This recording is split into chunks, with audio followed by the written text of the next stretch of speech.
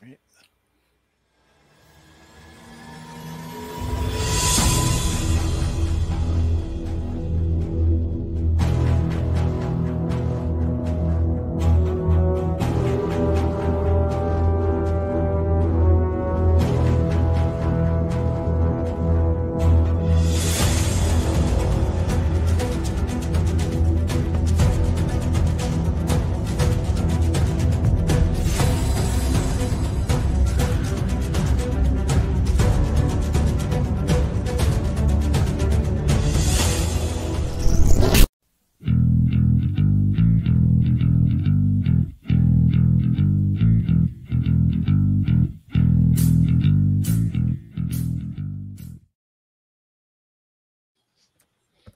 And hey, welcome everybody to the Roman and the Empire channel. I'm Shieldwall of Dragons, and I will be driving this ship, hopefully not over a giant waterfall onto some jagged rocks. But Roman couldn't be with us tonight, so he has handed me the reins. And tonight we're going to be going over the movie The Last Starfighter with our wonderful panel of guests here. Apparently, we have somebody from the Brady Bunch here with us as well. Well, that's the Alice position. The Alice position, exactly. Or the Poland. So welcome, everyone. I'm Shieldwall of Dragons, and I'll be driving this, like I said. Let's say hi to Jacob Ironside. How are you doing, Jacob? Hello, people. Good to be here. Looking forward to this. And there's Jacob, gonna be it sounds like there's going to be some mixed feelings on this show. Oh, on the movie, yeah, we'll work through those. But that's why we're here, to talk about this stuff. But yeah, in case anybody was wondering, Jacob is the meme master of the interwebs, using his power for good instead of evil. Although that's been kind of iffy these last couple of weeks. He's put out some really good ones. It's been wonderful. Yeah, He's bringing balance to the force. Yes, exactly. And next up, we have the Joker voice. He's the Scourge of Gotham, the nemesis of the Dark Knight. That's right, I am. And when I first got the assignment, I thought, oh, The Last Dragon. Yes, wonderful film. It was The Last Starfighter. Okay. Yeah, that's a totally different movie. And then next, we have Matt in the Winter of Discontent. Yeah. Winter of Discontent. He is the man that knows all things about all the things.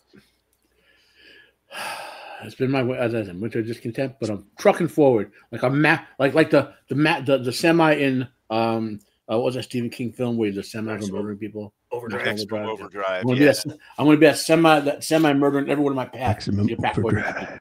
You've got your slide there, Jacob. You could almost say you're a Matt truck. I'm a Matt truck. Yeah. You got your next slide, Jacob. Instead of that weird goblin face thing, it's going to be Matt. I'm a Matt truck. I'm 500 nuclear powered cylinders of Matt truck. Right. Next up, we have Sammy Threepeat, music, pop, culture aficionado, YouTube prostitute, man of the people. If he's there. It's true. I'm here. Okay. I was just hitting the buttons. Wow. Actually, you know what? If you go back, your hair and her hair are not too dissimilar. Well, There's a reason for that. Alice was ahead of her time. Alice was my mom. Her and what was the butcher's name? Oh, Sam. Sam. Yep, Sam. There you go. Perfect. That's the name of a mafia. Named after my dad. Sammy the Butcher. Yeah. No, this was fun. I remember having this movie as a kid. I have not watched it in years and years, and it holds up in the dumbest way possible, but it's still a fun watch. It's not. Yeah. It wasn't. I didn't have a bad time, but it's by no means like a good movie. It's a fun Star Wars. Yeah, it was trying to be. All right. And the next up, we have the Eclectic Goat. She's not the mundane goat, nor the dogmatic goat. She is the Eclectic Goat. Yeah, and first wondering time on the show, if too. Welcome. Well, second, and I'm beginning to wonder if Roman and Mando are allergic to goats. Maybe. You might need to start taking that personally. Yeah, I was gonna say Roman sent me a message earlier today, and he said take it personally. Specifically, take it personally. This is my second time on the show, and both of them have not been here both times. Okay, well, I wasn't here last time either, so Yeah, but we're very happy to have you on, Eclectic Goat, for your insights and the femininity that it brings to the show. And the goatness. Yes. yeah, and the goodness. I had the entertainment of watching this 2 days ago and getting 10 minutes in and going, "Oh, I thought I'd seen this, and I haven't." Oh, there So you go. this Nice. was actually my first watch. Oh, Nice. Awesome. Well, there you go. Next up, we have the Beard of Liberty. His beard took out the Ko-Dan Armada without the benefit of the. God damn it. Yeah. The Ko-Dan flew into the beard. Yeah. And couldn't escape. Without the benefit of the. Oh death my box. goodness. sorry. See, Oh, I'm my usually too camera's distracted with like brushing my beard, and I look up and Sammy's doing his nipple rub. Ugh. God. Sorry, my camera was on. I thought it was Yeah. Alice. Hey, this is a PG kind of show. Oh, yeah, bullshit. Yeah, Squeaka in the chat. No, it's not. Yeah, yeah. No, this is Talk about this is dad always hang out. this is always a fun movie for me to revisit. I can't say that it's like top tier Oscar winning material. It's dumb. It's got plenty of problems. I still love the hell out of this movie. It actually was kind of like the beginning of me getting into YouTube, because it was my first time on After the Weekend. I was asked what movie to pick. I picked The Last Starfighter. So I'm looking forward to get back into this. The only thing I'm sad about is that Roman's not here, because he apparently hates it. I was looking forward to going toe to toe and fighting with that old man. Well, I mean, this has nostalgia in it, so I grew up watching this, so it Yeah. got the nostalgia there. So yeah. If Well, this you, is a movie that could have been great, but just missed on certain Yeah. points. Like, I mean, my biggest complaint about the movie is the whole plot with Beta, the robot, was boring. They should have just had more space. Yeah. battle. I don't know that makeout scene. Well, I The mean, makeout Captain scene was Mary pretty Stewart good. was the thing, But yeah. I understand now. Of course, the limitation of more space battle scenes is how expensive the graphics were for this at the time. Right. Exactly. And these were vector graphics, which at the time nowadays you can do vector graphics on your laptop video card. You know what I mean? But back then Yeah. it was almost a supercomputer level needed. Yeah. Without going crazy about it. Most of your video, like you're watching out your video card or whatever, or what's being rendered in Streamlabs, are raster graphics. Vector graphics are still more power to use, but they're nowhere near as like burnout mode as they were. They're just more complicated to make. Yeah. And we'll get into more of the graphics as we get into the film, but I do think that the ships definitely hold up a lot better over time than some of the textures, because when you have like flat metallic sort of textures as opposed to like moonscapes, that definitely holds out. It's in the textures, not necessarily the models, that the things don't hold out as far as everything else, but the ship design still. Oh Very yeah, good. no, that works. yeah, And also just when it's supposed to be mimicking a video game, so you give it a little bit of right. leeway, and and it is fun, and Grig is my homeboy. All right. Well, let's say hi to the chat real quick, and then we'll get into the movie itself, so we can show our viewers what we're talking about with the graphics. Also, I have some slides too. So Oh yeah. Yes. Okay. Well, let's say hi to the chat, then we'll look at these slides real quick. So say hi to Squeaka Mouse. Hello. Hey, Squeaka. We got Very special hello. Frank Yatley, typical 80s movie, big hair and little TTs. Awesome.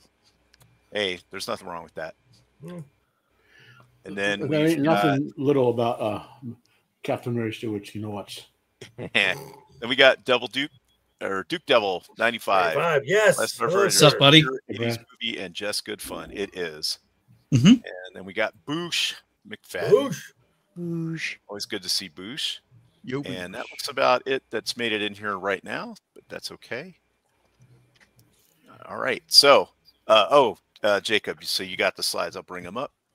Here we go. They're in the bottom there. I'm a Rocket Man.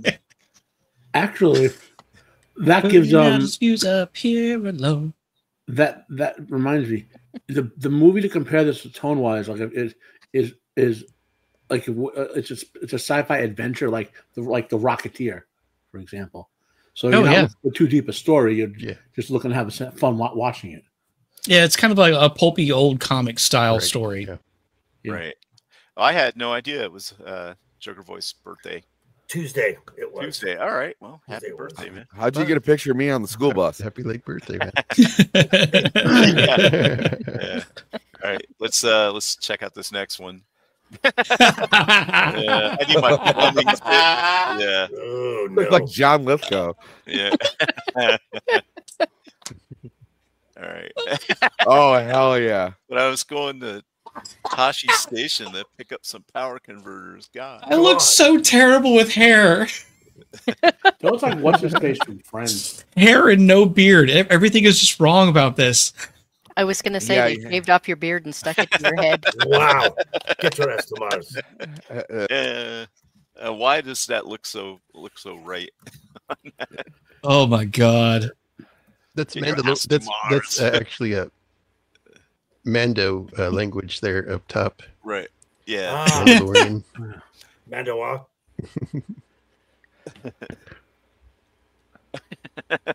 You're no Naruto. With the disapproving look. Yeah.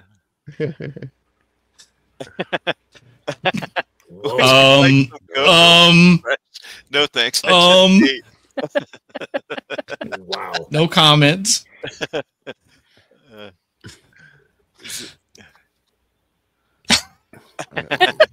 And the wizard bitch. He's the chancellor.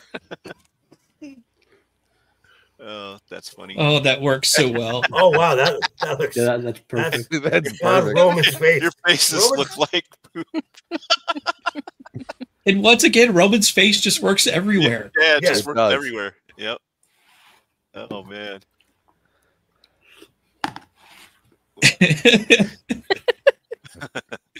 Oh man. Yeah. Are those?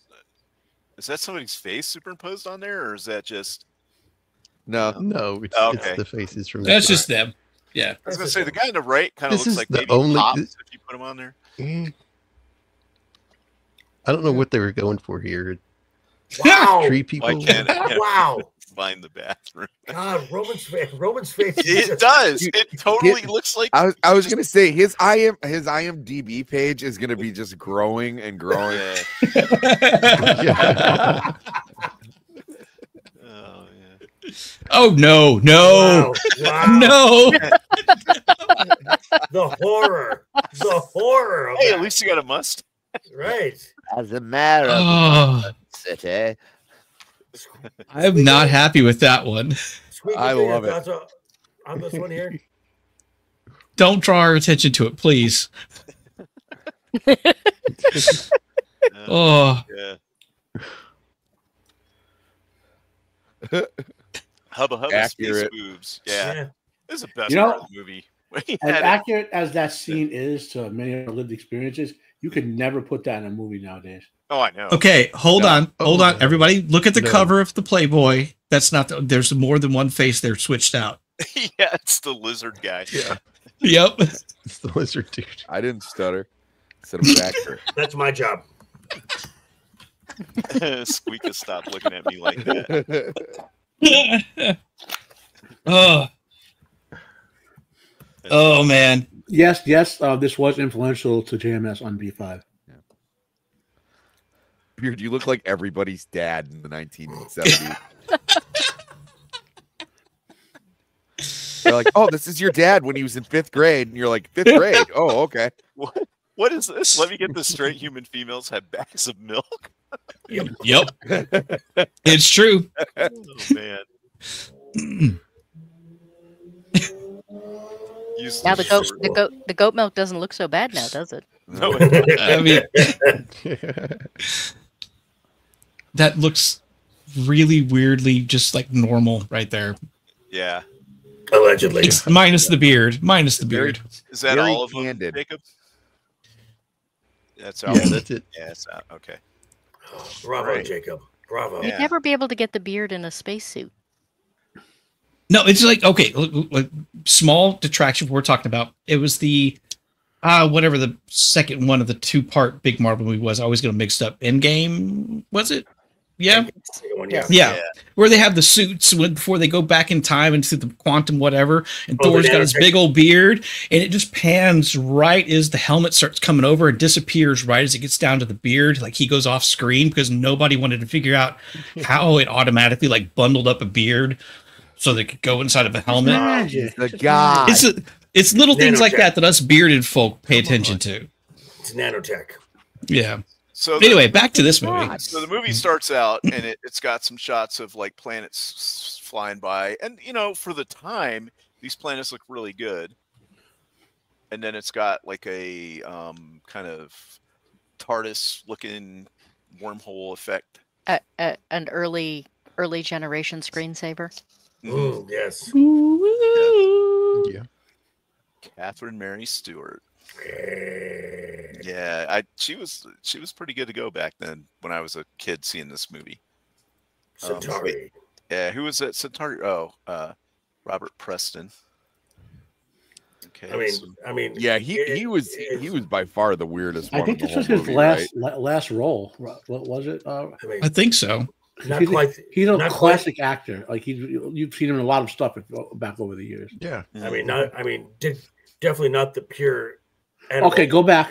Animal sexual magnetism of. If I remember correctly, that's actually the guy who created the Last Starfighter. Of Albert Oh, this Finney. guy James D. Oh, art director. Yeah, because I think James he owned the rights to it. Yes. Okay, Bissell. Yeah. Oh, I thought he owned the rights to vacuum cleaners, but Bag What was the bag last it. name? Bag it. He said bag it. Oh, so Buell wrote What it, was the but last name on that guy? The art guy is the one, because the rights for the Last Starfighter have been tied up for years, and Bissell's name is coming up with controlling some rights to it. Oh my God, Catherine Mary Stewart is just in some bangers. Weekend at Bernie's, Night of the Comet, The Apple. We have to do The Apple on this show. so, I love how it just gets down into the trailer park and it's just boring morning minutia.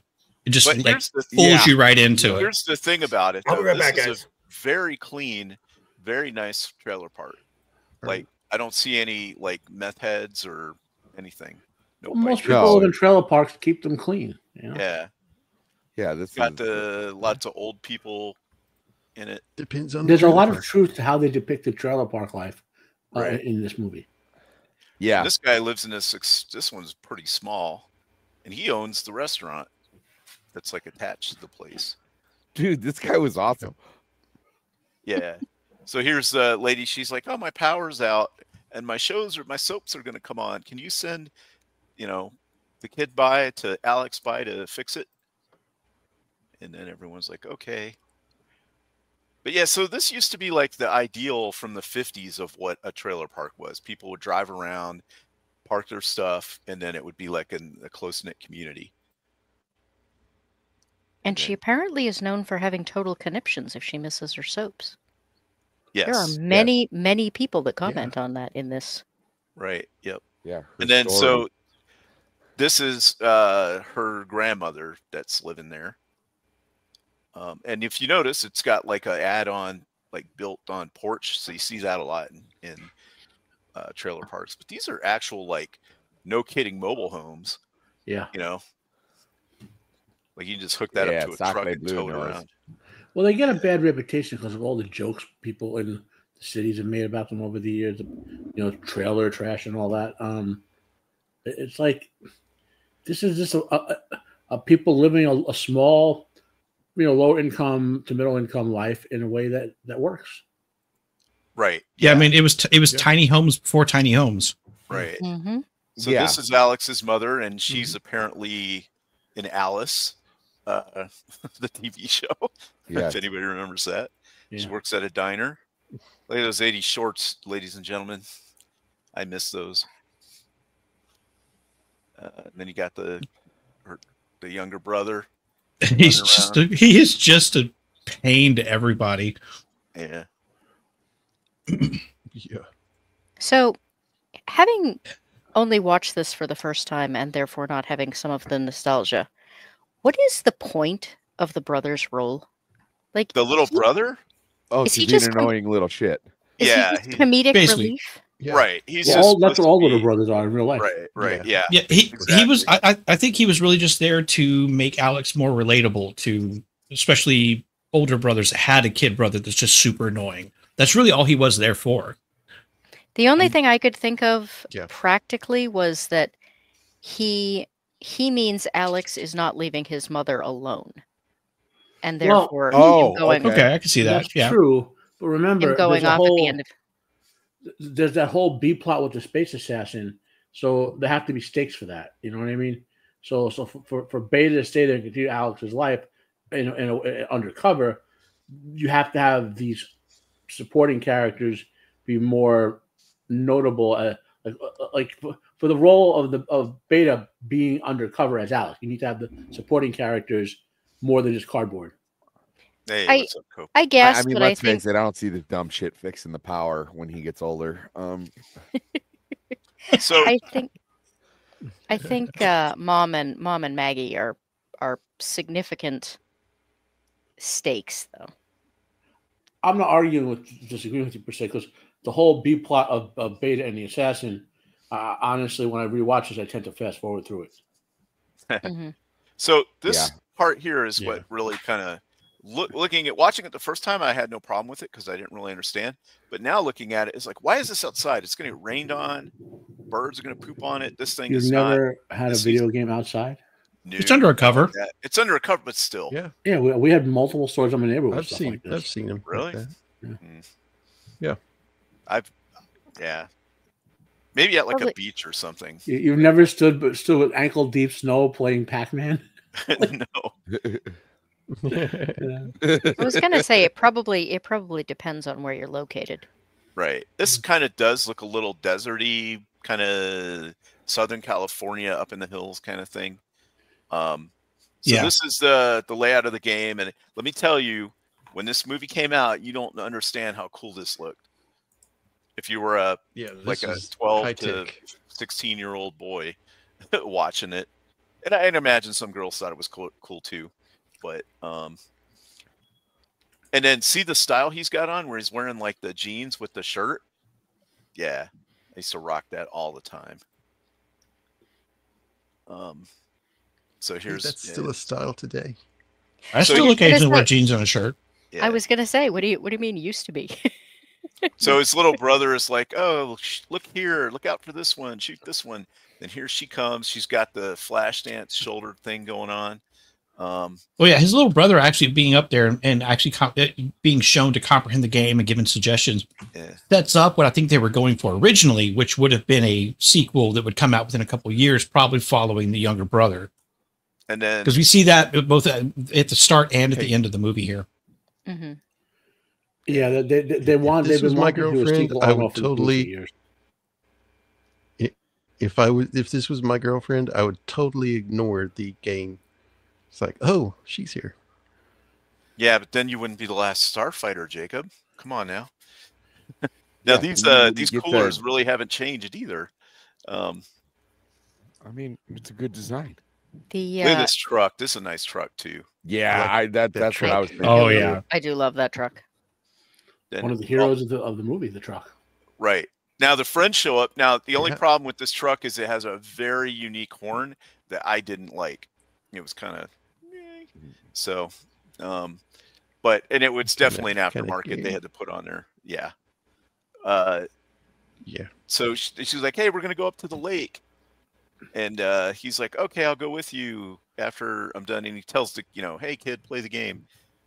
And then he's got to check the mail, and this is when, yeah, she's like, "Hey, I'm gonna go to the lake," and look how skinny everybody is, and I with the know. hair. And there's a That's truth to because- this scene, by the way, that a lot of people who live in the small town life are happy living a small town life. They want to go to the lake. They want to go to the creek. They want to, have the little barn fire or whatever.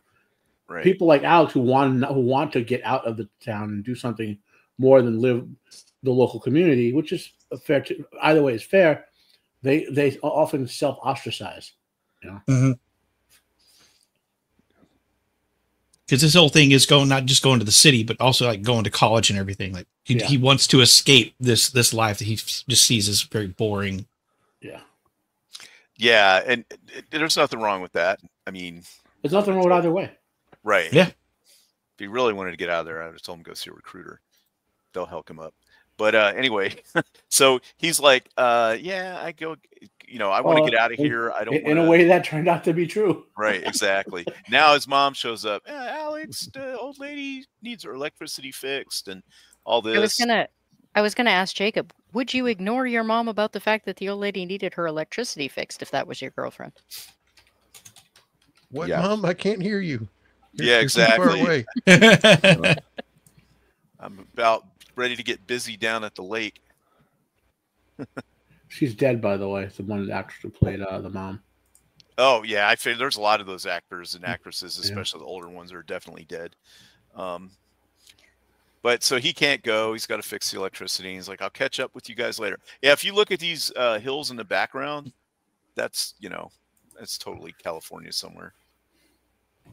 And I just want to point out that his willingness to like stay back and like work for the greater good just plays more into his character later on when he's the last Starfighter. So yeah, it seems like a kind of a ridiculous thing. Like, yeah, a lot of guys his age would just act like Jacob said, "I didn't hear you," and just jump into the truck and go. But he's got responsibilities though. Yeah, he's a good guy. He works. He helps people fix their problems with their trailers and stuff. So yeah. I wonder if he gets paid for it. I'll get my hot takes out of the way early. When I was watching this, the first thing I thought of when he makes the comment about the same thing that always happens, I couldn't get away. I was like, oh, this is that terrible Christmas movie all over again. Hey, what's up, Steven? Hey, Steven. Steven, you shut your face. The CGI only sucks some of the times. Yeah. But Mom works at the same restaurant as her friend Sarah Connor. Yeah. The Terminator. So he's going to continue playing the game, and so he plays it a lot because there's nowhere to go. And that's his escape. Yeah. Come on, let's all be honest. If we had this arcade and apparently it's free, or else he's spending all his money on it, I'd be playing the hell out of it too. Yeah. Hey, look, I stated like that. I stayed at a KOA with my family when I was a kid, and I figured out how to play foosball for free. You push that quarter in just far enough till the ball drops, you pull the quarter back out. There's ways. So this is the cafe, and they're selling beer in there, so it's legit.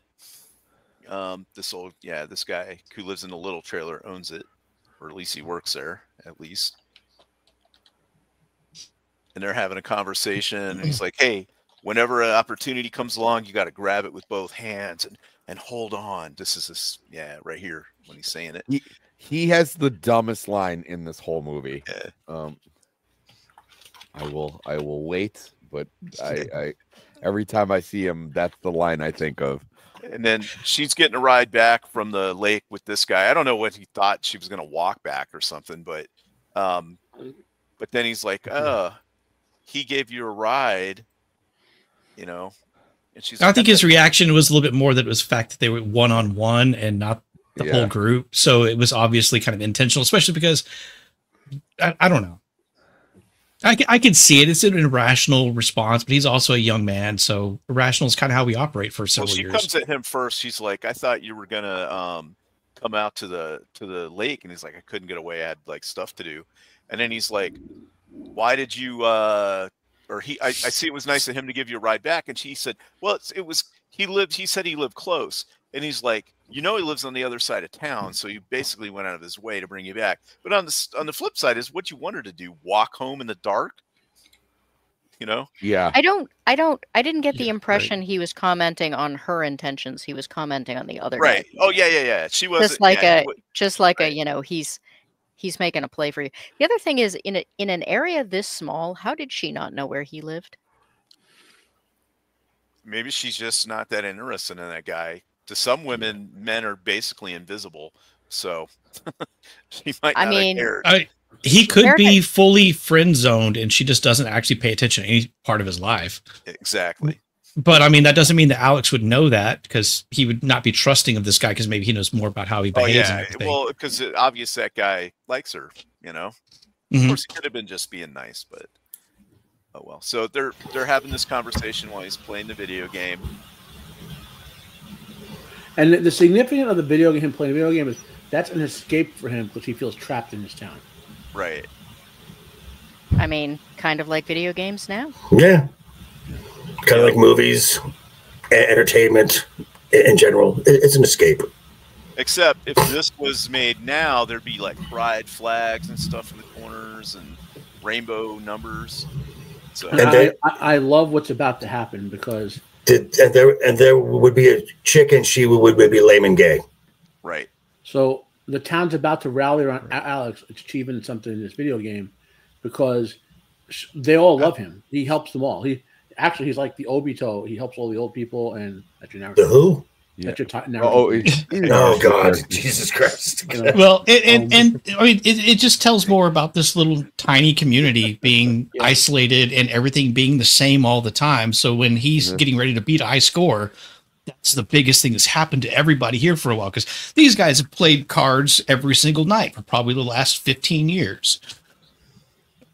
I still find older people in the 80s being that excited about a guy playing video games very unrealistic. Yeah. They're excited about Alex, not so much about the video game. They know Alex obsesses over this game, yet he helps them all. It's part of his role they're using to establish his role in the community. Yeah, because he's a likable person throughout. Every single person likes him. Well, they must really like him to have all these old people climb these stairs. Yeah. Right? Wow. I mean, yes, it is about him being likable, but also it's just the community rallying around something new happening. We see that at the end where the community rallies around something very new happening, and one of the old ladies shows up with a double-barrel shotgun. So he's about trying to beat the high score, right? He's under extreme pressure, and now he's got all these people around him yelling and screaming and pushing against him. Yeah, I was thinking that. I was like, no pressure. Exactly. You just made it 10 times harder for him to do this. Some people that'll make it happen though.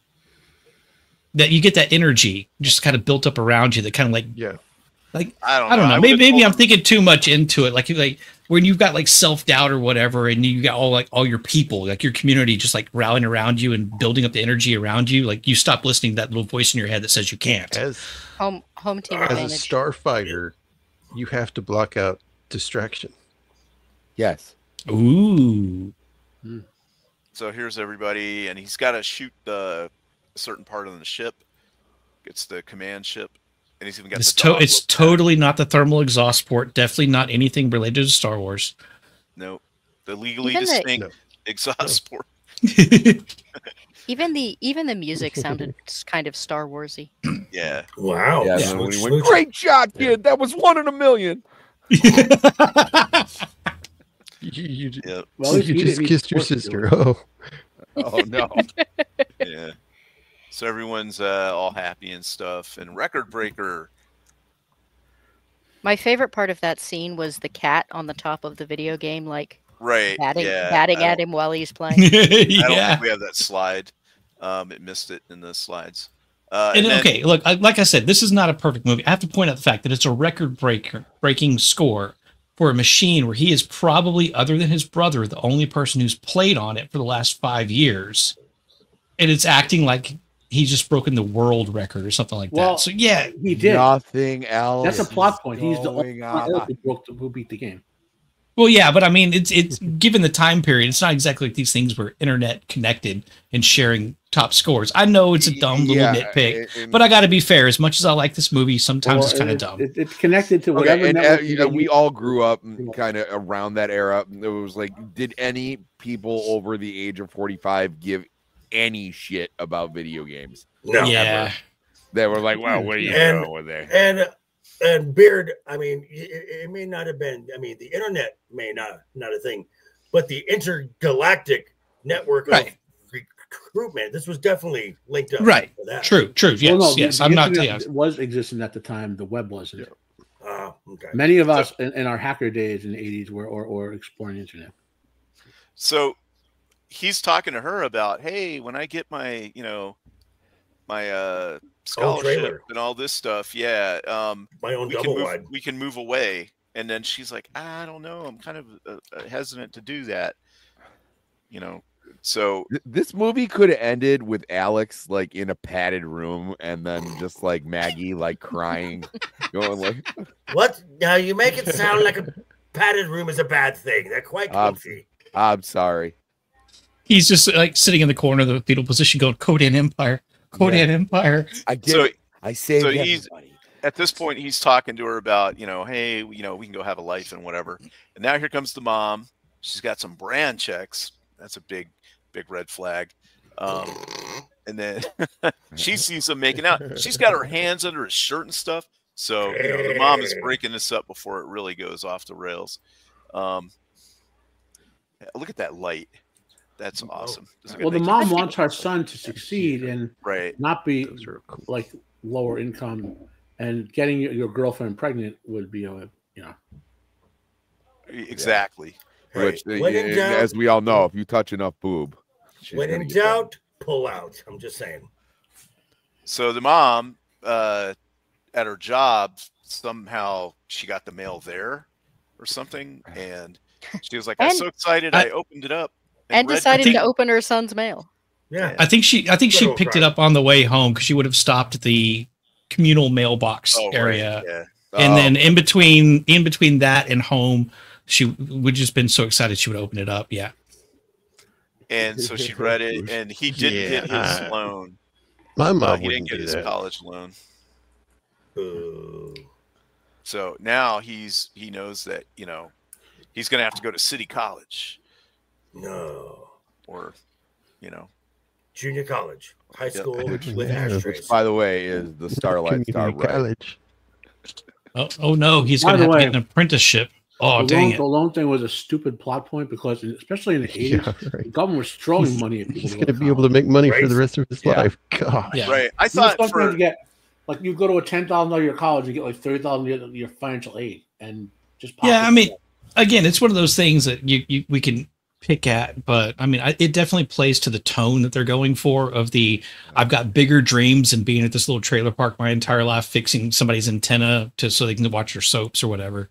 It would have been very similar to the beginning of the plot of Soul Man. Would have been better if they would have said, "Hey, you didn't get into this college you put in for or whatever." Now, when they said loan, I was like, "Oh, what's he trying to do? Like start his own company or something?" Now, how do you have gone out and looked out and Star Wars? How do you have gone out and looked in distress and saw two setting suns that would have been probably a little bit more of an Well, here's that scene right here. Yeah, when Aunt Beru comes in and goes, Alex.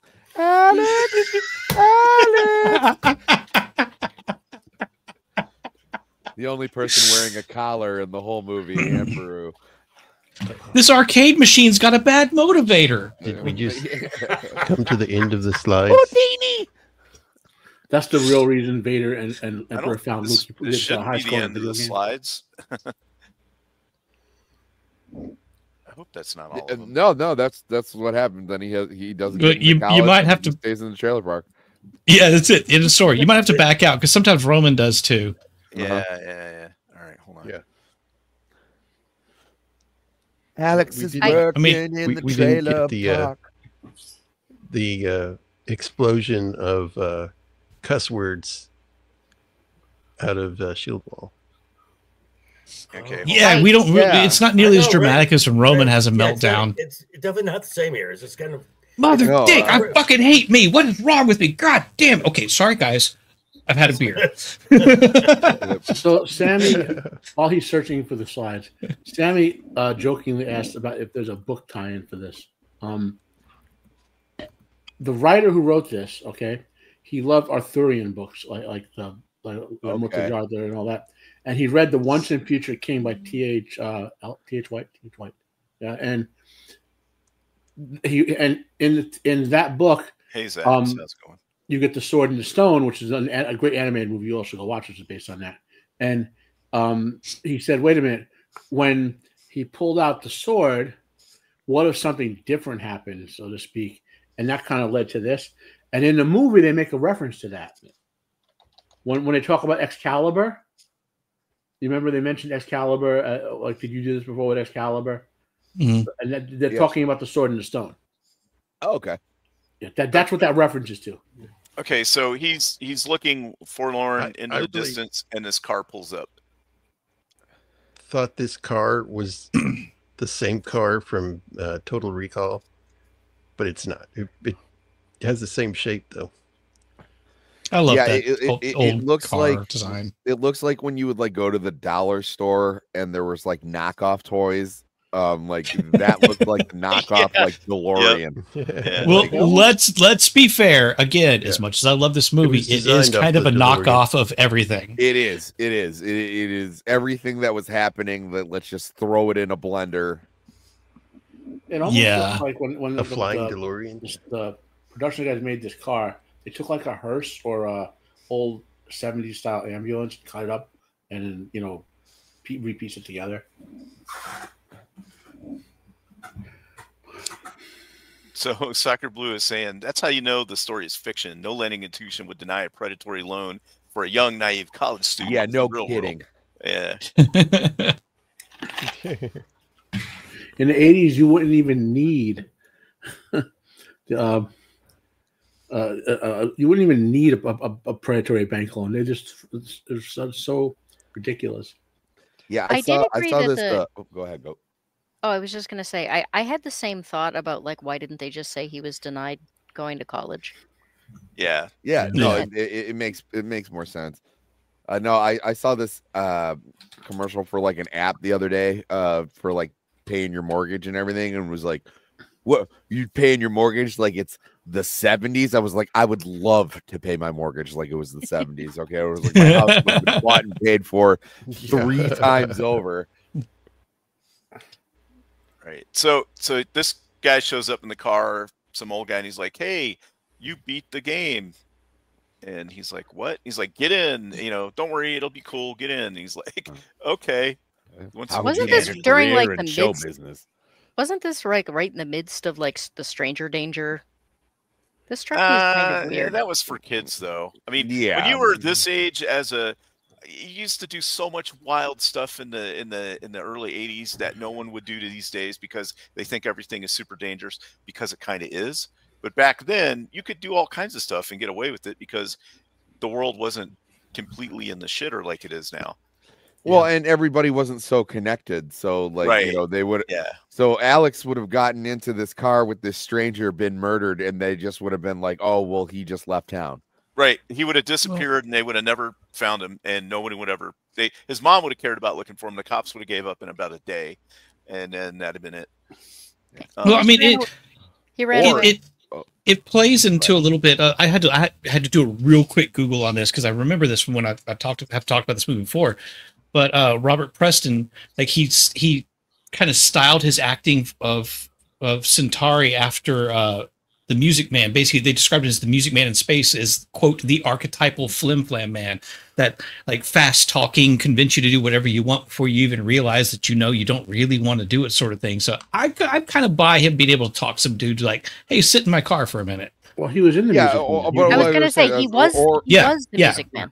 Yeah, Yeah. but like he brought that into this, and that's kind of like what they took and ran with it. He's basically like the door-to-door salesman of like, I'm going to recruit you into an intergalactic war. Yeah. Or he blows this guy and he has an amazing career in show business. So Win one way, win the We'll have other. intergalactic care. So he gets in. He Kegger, gets what? in. He gets in with them, and then he's like, "Hey, this is my associate," and he really can't see who he is, and he touches his hand and he gets shot. And he's like, "Ow!" And then the guy gets out and leaves, and now he's giving him the spiel. The game was supposed to go to Vegas, but it wound up here instead. And Slight miscalculation. Why would you want it? Why Yeah. would you want it to go to Vegas? Because- I mean, Because it's Vegas, you big some jerk. drunk guy Okay. wins.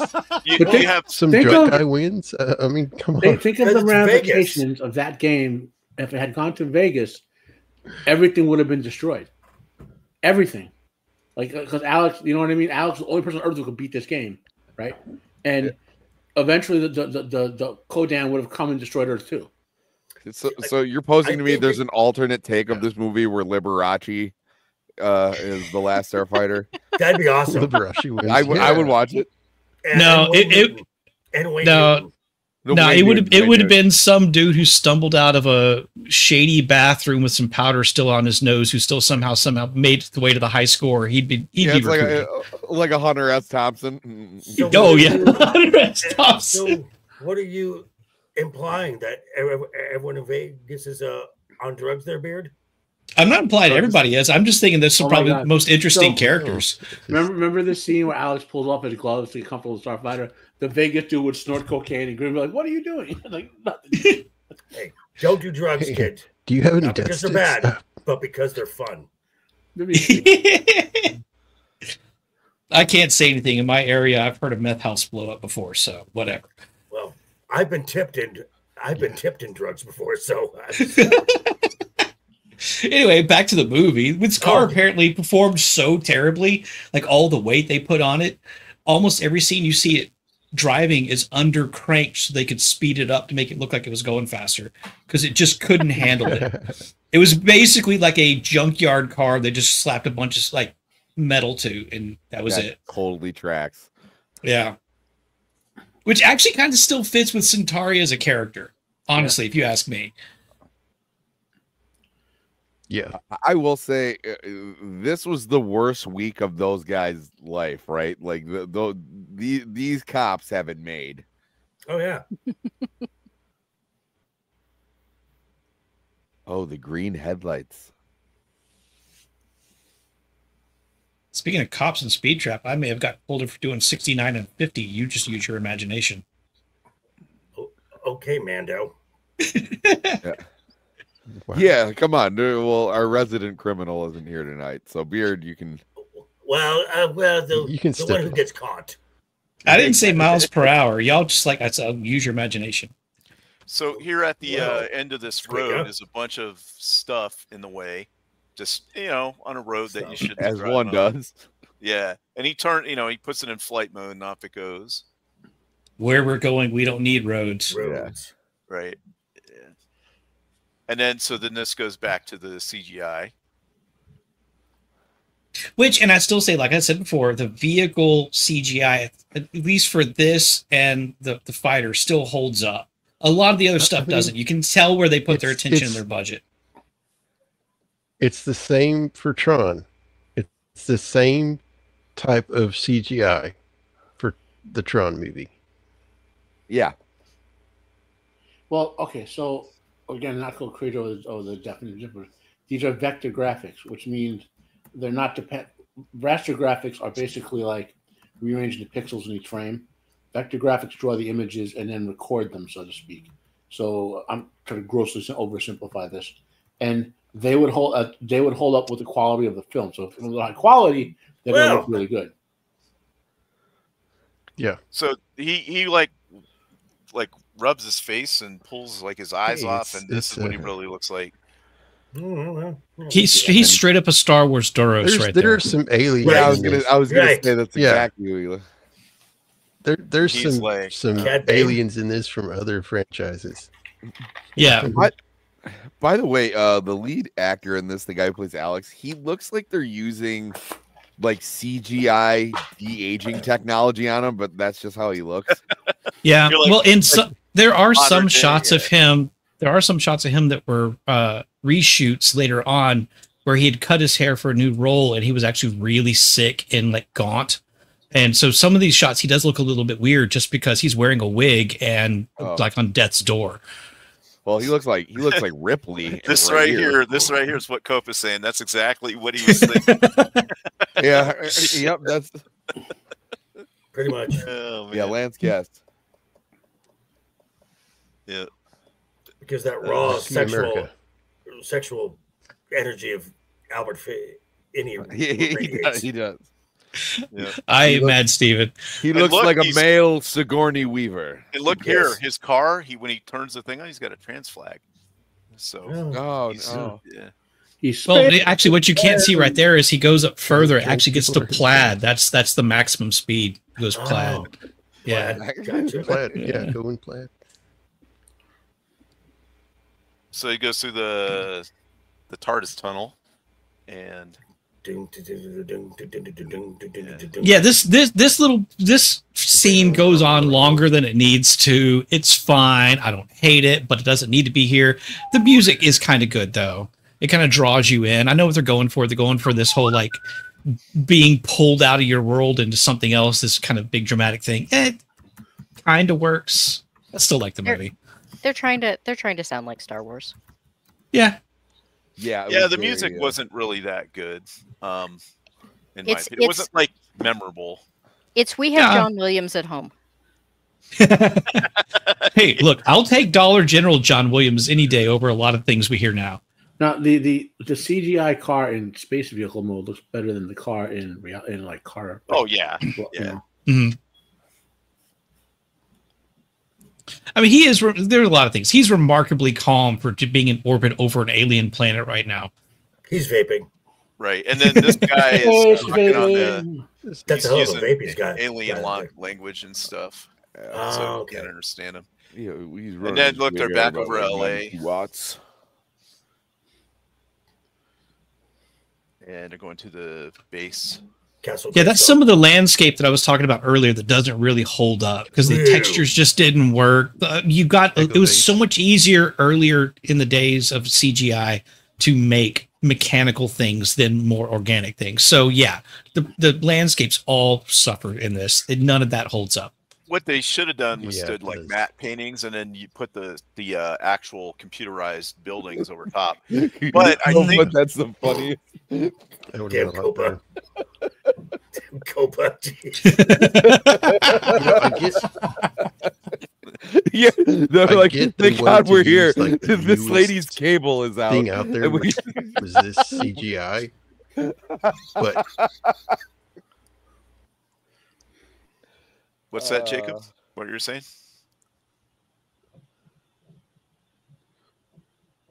Do we lose Jacob? He was talking about Yeah, the CGI. raccoons. The raccoons. I'm back. But yeah, I'm back. oh, sorry. What were you saying about the CGI? We lost you there. Where you were talking about it. I get they wanted to use the latest thing, which was this CGI, but they would have done a lot better if they had done like Star Wars, made little models and Right. model Yeah. sets and everything. Right. Well, I mean, as That expensive would've as upped the doing some of value these. it, I think. I don't disagree, but considering even as expensive as doing some of these scenes full CG was, to do like a CG car, then run a separate film pass with a matte of the CG car in order to film the miniatures or the matte painting like that, they probably just didn't have the time necessarily to do that, because that it would be a whole lot more time, because you'd have to do the CG rendering anyway, plus the matte painting, the compositing, and everything like that. I like I said, I don't disagree. That would have been better, but it still works. Yeah. Yeah, there was probably some Yeah, right. some producer that said that. This stuff's just a passing fad. No, Roman would say that. Adam's just channeling old man Roman right now for us. Right. So then he sees, oh, it's an old man chick. It's like, That face. like It's a balding woman. It's a balding woman. That's it's like, I would like to be the first to welcome you to the Council of Larry Davids. Yeah. the face he gave her when that door, or that face he had when that door opened up, is just straight up the next morning when you're sober and you open your eyes, you go, oh. So Hi. when she speaks, she has a very high voice, like an alien voice. It's like modulated and stuff. And they put them in this tunnel. I was looking at these Correct. pads and I was like, somebody had to upholster all these. That's a lot of work when they could have just, I don't know. Yeah. Not Her have it. translator's broken. Well, it's probably something from some other science fiction film they reused and just made it look slightly different. Right.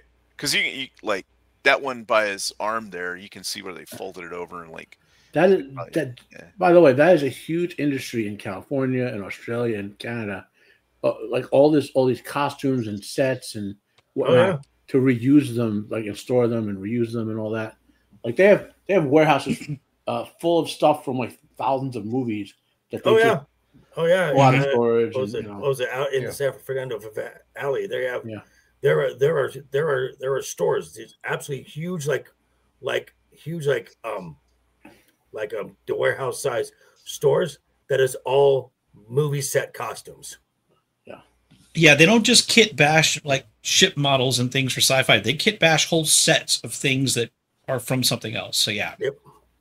So for instance, they took they took the armor from Starship Troopers and used it in Firefly.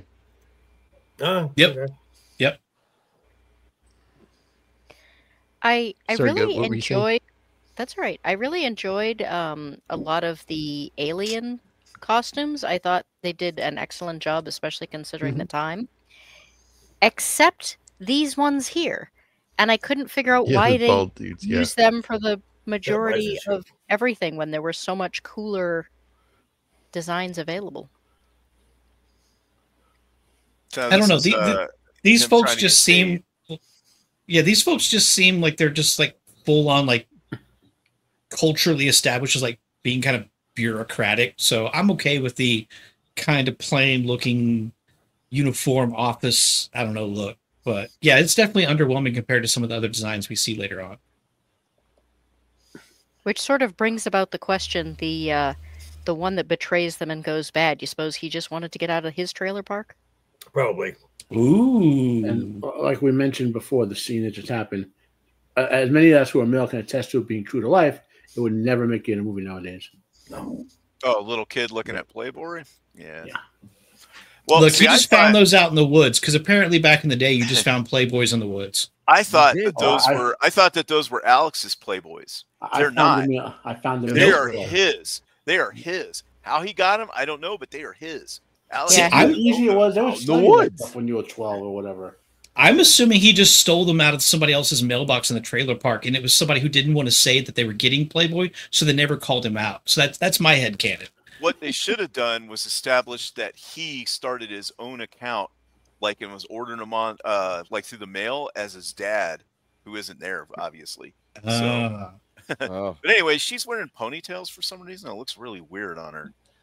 Daisy Duke. I don't know. Because her hair is like, it's just, she still has like the way the hair is. It all needs to come together is why. Yeah, it's all, it's you know. I don't have a problem with it. It's because this wanted to be Star Wars, and having cupcakes on the side of her head would have been too weird for the trailer park. Yeah. Cinnamon rolls. Yeah. Cinnamon rolls.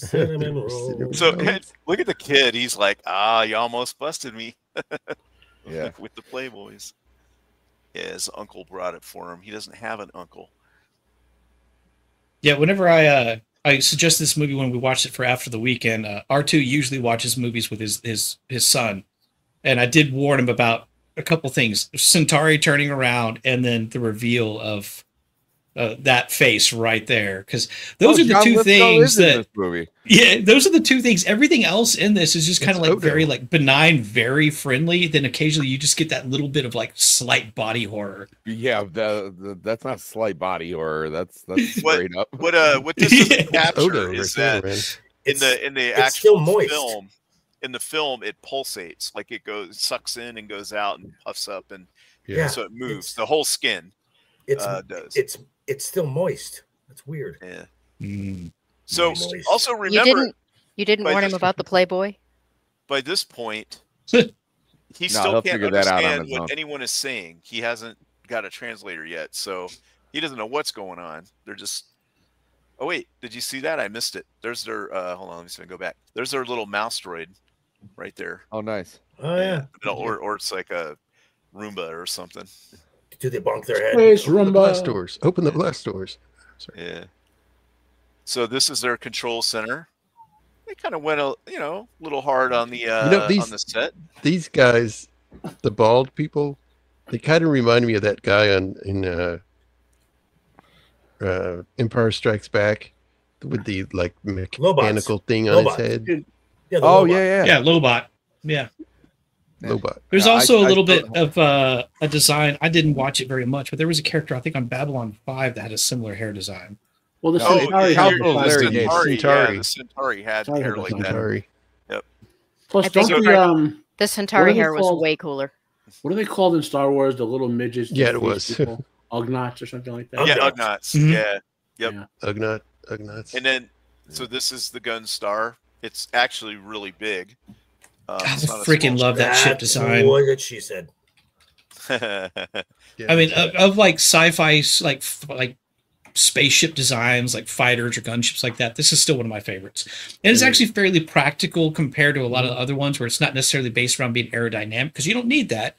And so No. it's a little bit more uniform around everything, multiple engines for different vectoring and steering nozzles. I really like it.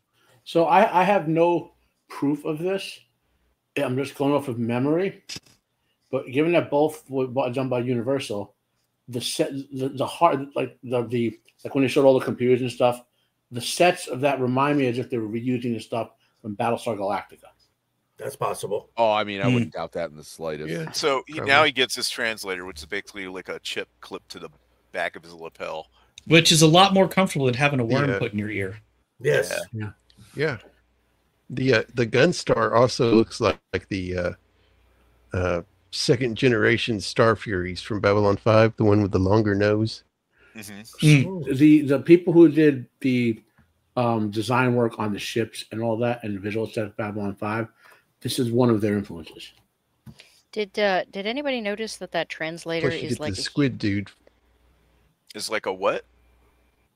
Go. a tremendous flaw in this movie?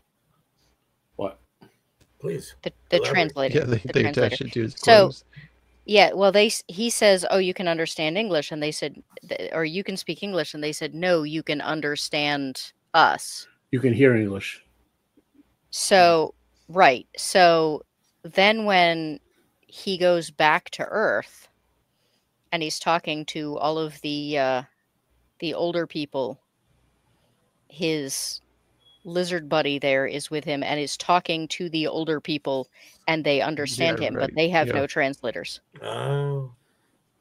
Yeah, I mean, it's just like any sci-fi that has a universal Unless Greg translator. The happens number to of know times, English. even in Star Trek, where it's very convenient when it does work and when it doesn't. So I guess that's something I'm kind of used to that I just didn't jump out at me. But no, you're right. I mean, you're probably that right. wouldn't have but, worked. I mean, in theory, Greg could have learned English. So Yeah, then they the spent so much chancellor, time together. chancellor shows up and gives a big speech, and then he It's steps Jan on this Dodonna. His guy's tentacle feet.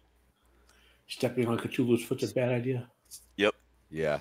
And he's Trust like, me, you do not mess with eldritch horrors. and then he's like, "I'm Zerg Boyd from." Yeah. We're wanted men. I was just gonna say it. The death sentence. I of don't 12 like you either. systems. Oh yeah, this guy kind of looks like Doesn't that. The like you. bug-eyed dude. Yeah. I appreciate as much as the bulk of the alien creatures are basically just humans with weird hair. I do appreciate that when they go weird with the aliens, they go pretty weird with the aliens. So now Yeah. this is where he's Yeah. explaining the But one of the frontier perimeter that's going to be compromised. aliens looks like a guy with a sock on his head. So One of the other aliens looked like a guy with a sock in his pants, but maybe I'm the only one that saw that. So what it is it's a giant matrix of like shield generator station things that encompass a whole bunch of different planetary systems. So He built the wall. yeah, the thing would be immense. They built the wall, yes. But yeah, it's been Gotta keep around a those, long time, so much keep so people that out. basically peace is guaranteed. Nobody can get through it, et cetera, that sort of thing. And the Where military, like the culture, Yeah, got to keep Yeah, those. Got to keep those poop people out. yeah. But yeah, basically the military's shrunk down. Everyone's been lulled into a sense of complacency because it's an impenetrable wall Mhm. for now. And seriously, since we're still calling out the Star Wars, connection, that definitely looks like Jan Dodonna from the first Star. I might be getting a little too deep in my Star Wars nerddom there. So he figures out that he's there to be a starfighter and what's going on, and he's like, "Nah, this is not what I signed up for. I'm not interested in doing this." If I'd wanted to do this, I would have joined the military instead of going to college. Yeah, it's not even like I didn't sign up for, or this is not what I signed up for. It's like I didn't sign up for anything. You told me to sit in your car and flew to another planet. Right. So now he's trying to get with Centauri and be like, "Hey, man, you set me up." And this guy's playing light bright Yeah.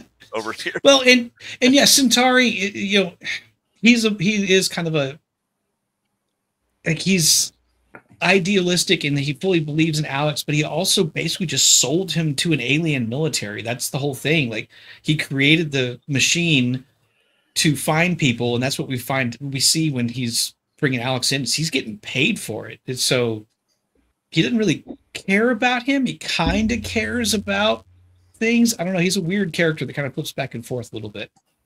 Right. Yeah, So- he said I have a proposition for you, and then kidnapped him to another planet. Yeah. So the dude who played Greg, if anyone does not know who he is, he had a very famous line in a movie a couple years later. It's, "Dick, you're fired." Well, he Anyone kind know? of looks like a dick. So, He played the old man in RoboCop. oh, okay. Remember at the end, RoboCop Yeah. couldn't shoot the other VP, so he goes, Right. "Dick, And he said, you're I'm fired." very disappointed in you. After the guy Just gets laugh. blown away by the robot, he's like, Yeah. I'm very disappointed. I love just like how good natured he is as a character. Yeah. He Like, also kind of he's looks like the alien in, what's that? Oh, Enemy Mine. Enemy Mine. Yeah, I always think Yeah. that too. That's a good reference to the. I wonder if again, anyone was what a couple years after this, at 88, I think. So I wonder if again there was some influence there in terms of the. I kind of think there was a lot more influence drawn from this film and follow-up sci-fi projects than people give it credit for. Yeah. I loved the fact that they're like, hey, everything is in crisis. Our planets are about to be obliterated. But the robots aren't allowed to fight. The navigators aren't allowed to fight. Like, only this very small handful of people are allowed to actually be in our military. So yeah, I think it kind of fits in with, at least in my head, that the fact that the people running everything are just mired in bureaucracy. They don't really, they're not really trying to figure out how to win. They're just like, we have a definition for this. So if you fit the definition, you're a starfighter. If you fit this other definition, you're, navigator or whatever. Well, maybe that's They don't why get the the- kid. Maybe And that's why with- the kid feels the need to call up and say, "Hey, I've betrayed you, and I'm gonna do this thing." Maybe that was just part of the bureaucracy. Like, I have to dot the I's and cross the T's in order for this to be, good on paper. So this is where he's like, "Hey man, you shanghaied me over here," and he's like, "No, I didn't. I'm just trying to make a quick buck and serve everything." And then this looked really bad. Well, not this part, but where he goes in, it kind of looked bad. But this is the son of the Chancellor guy, and This he's is the one that- Zua. yeah, he's the one that betrayed them. He ran like some kind of cult, and then they kind of got rid of them. So he went and teamed up with the bad guys, the poo monster people. Ko-Dan. Yeah. So So this is where he lays out he's his just taunting. plan. He's trolling. And I think it still kind of fits into the what we see is it's a culture that's completely, they don't really fear anything. They haven't had to fight anything, so they don't really know how to handle anything. He is like, I'm going to taunt everything that you exist for, sort of thing. Yeah, it's really over the top, but I mean, it's just bald Emperor Palpatine. I'm fine with it. And then And, he's the one that gave away like the secret of how to penetrate that defense shield. And this is also, he's like, this is your top what she spy. Well, we've caught him.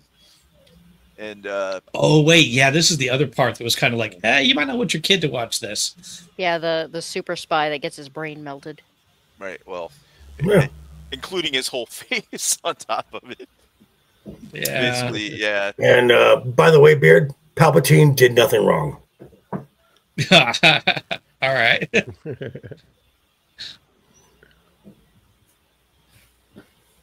That feels like a whole different stream. Yeah, it is. just trying to protect the galaxy from child trafficking religious zealots. That's all. Yeah, I can't really argue against that. Oh, but this is that really like awkward drive home when you and your ex have had a fight on your first vacation. So this is the front. That's exactly what it is when he's taking Alex back. He's like, nobody's talking. You got 3 hours in the car. Nobody wants to listen to the radio because no one wants to be happy. Besides me, I mean, I wonder if the Deep Space Nine minefield around the wormhole, like the way they look visually drunk. Yeah, that's probably where I immediately thought of that, the self-replicating mines. Yeah. Mm-hmm. So he's like, I've got the Emperor's scepter, and this guy has this little glass thing on his eye that I have a monocle. Yeah. And so that was kind of supposed, it was kind of cool. It's like, all right, so sometimes this movie really gets something right. This is a simple set, but the set and the lighting really sells it. I like this. I'm not trying to say anything squeaking. I was just talking about. Does everybody know the rule of Chekhov's gun? Yes. This scepter bugged the heck out of me. He should have stabbed someone with it like more frequently. Well, yeah, I thought it was going to do something. Well, it did because it had this blade thing pop out, and you're like, oh, okay, so it does that. Yeah, but he doesn't stab the guy that's questioning him. Boy, he's crazy. Yeah, I mean, I guess, it could have been used in something, and it might have been something that was going to play out if they had actually gotten a sequel like they wanted. I mean, if he'd stabbed the guy and said, your lack of faith disturbs me, then, we would have been all over it. I don't...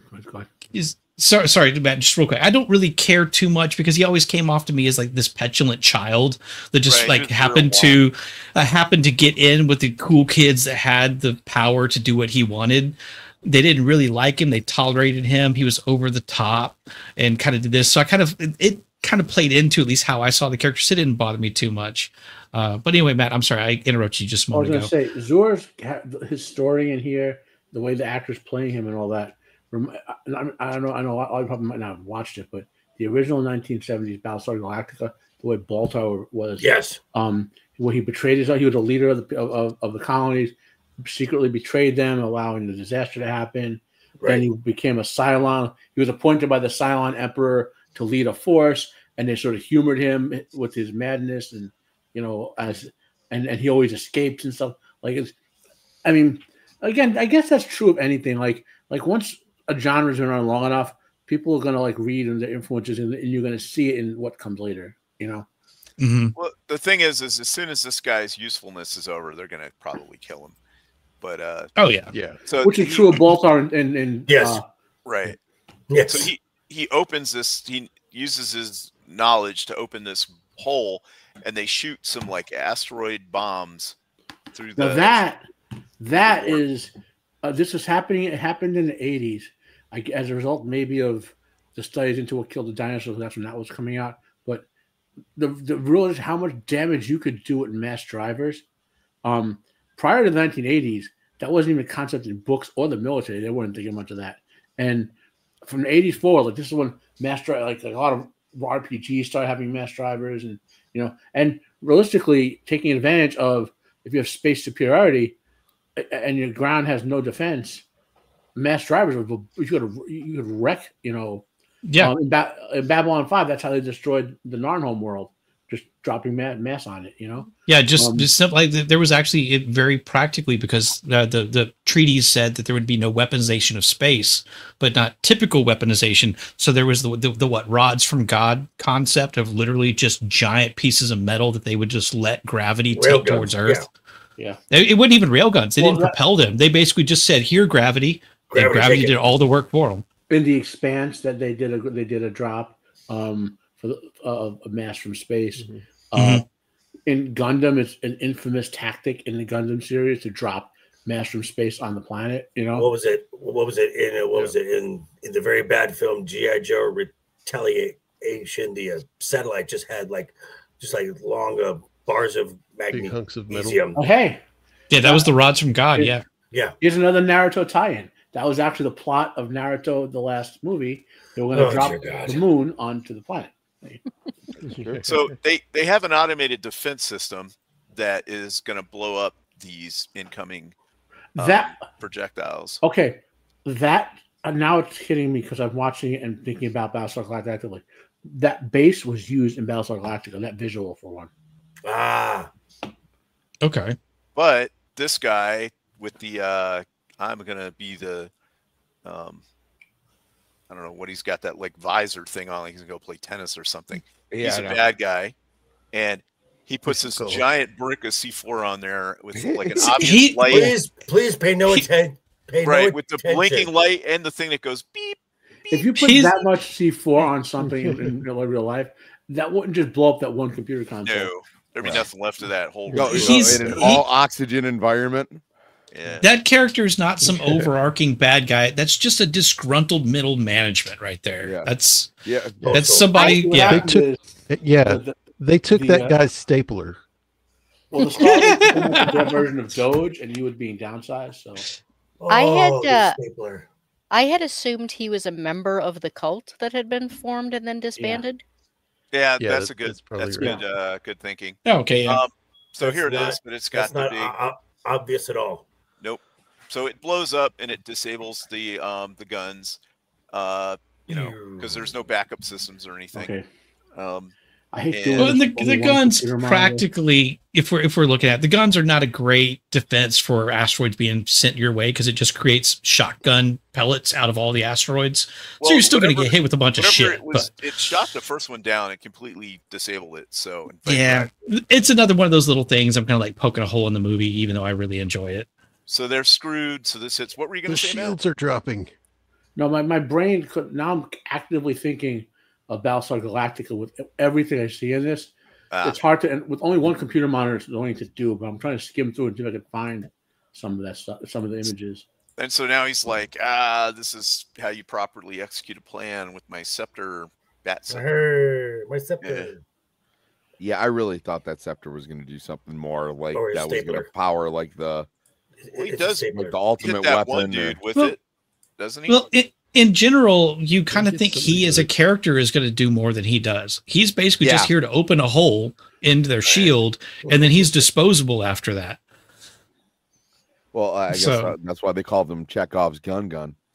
And then so somehow he's Check off taking it back gunman. home, and it breaks down on the side of the road. Of course. Yeah. So now he's underneath it, and trying. He's like, "Hey, you want me to help?" And he's like, "No." And he's like, "Well, it's only a couple miles. I'll just walk." I sympathize with Centauri right here. Car repair is a bitch. Yeah. Okay, I want to share Yeah, a still here. The car probably actually broke down, and they He's- had to just go with it. He's so polite to the guy that kidnapped Kidnapped him him, and right. sold him. So he throws him this communicator, and he's like, "Hey, if you ever change your mind, just hit this thing." So, hey, you remember the guns that they were using to defend the space station with? Yeah. This Right. is a scene from Battlestar Galactica that just popped up. Ice Planet Zero. Oh, okay, yeah, those. Yeah, that's a gun on the Galactica, one of the Right, Right. Yeah. Yep. It's a similar visual aesthetic. I wonder if they actually took some of the miniatures from. But this is from Mm. the '70s version, right? Right. Yeah, 78. Okay. Yeah, they might have just. Like I said, scanned I wouldn't those. be I'll I wouldn't both be guys plan on surprised if this movie is kind of obscure as a lot of people might think it is, had much more of an impact than we give it credit for. Also, I just really like Centauri's I mean, when you outfit. think about it- We need to bring that back. The vest and the bow tie, yeah. There were some Because bow ties are crossover cool. sci-fi that inspired a lot of other things. Yeah. Tron inspired stuff. This. Star Trek So- inspired everything. Here's the fallout from Beta. So apparently the beta stuff, that was where most of the reshoots happened with Alex's character or actor, because test audiences thought it was funny. So they added, because Matt, earlier, I think you said like a bunch of the beta stuff, you just kind of fast forward through. It's the weakest part of the story, which I totally agree, because it was all added in later on. It wasn't originally supposed to take up as much story as we see here. So basically, sorry, go ahead. I was going to say, so basically this beta unit doesn't know how to interact with people very well. And so he keeps messing up intimate relations with the girlfriend by the way he does stuff and the things that he says and whatever. So now that Alex is back, he's got to try to fix it. Because she's horny.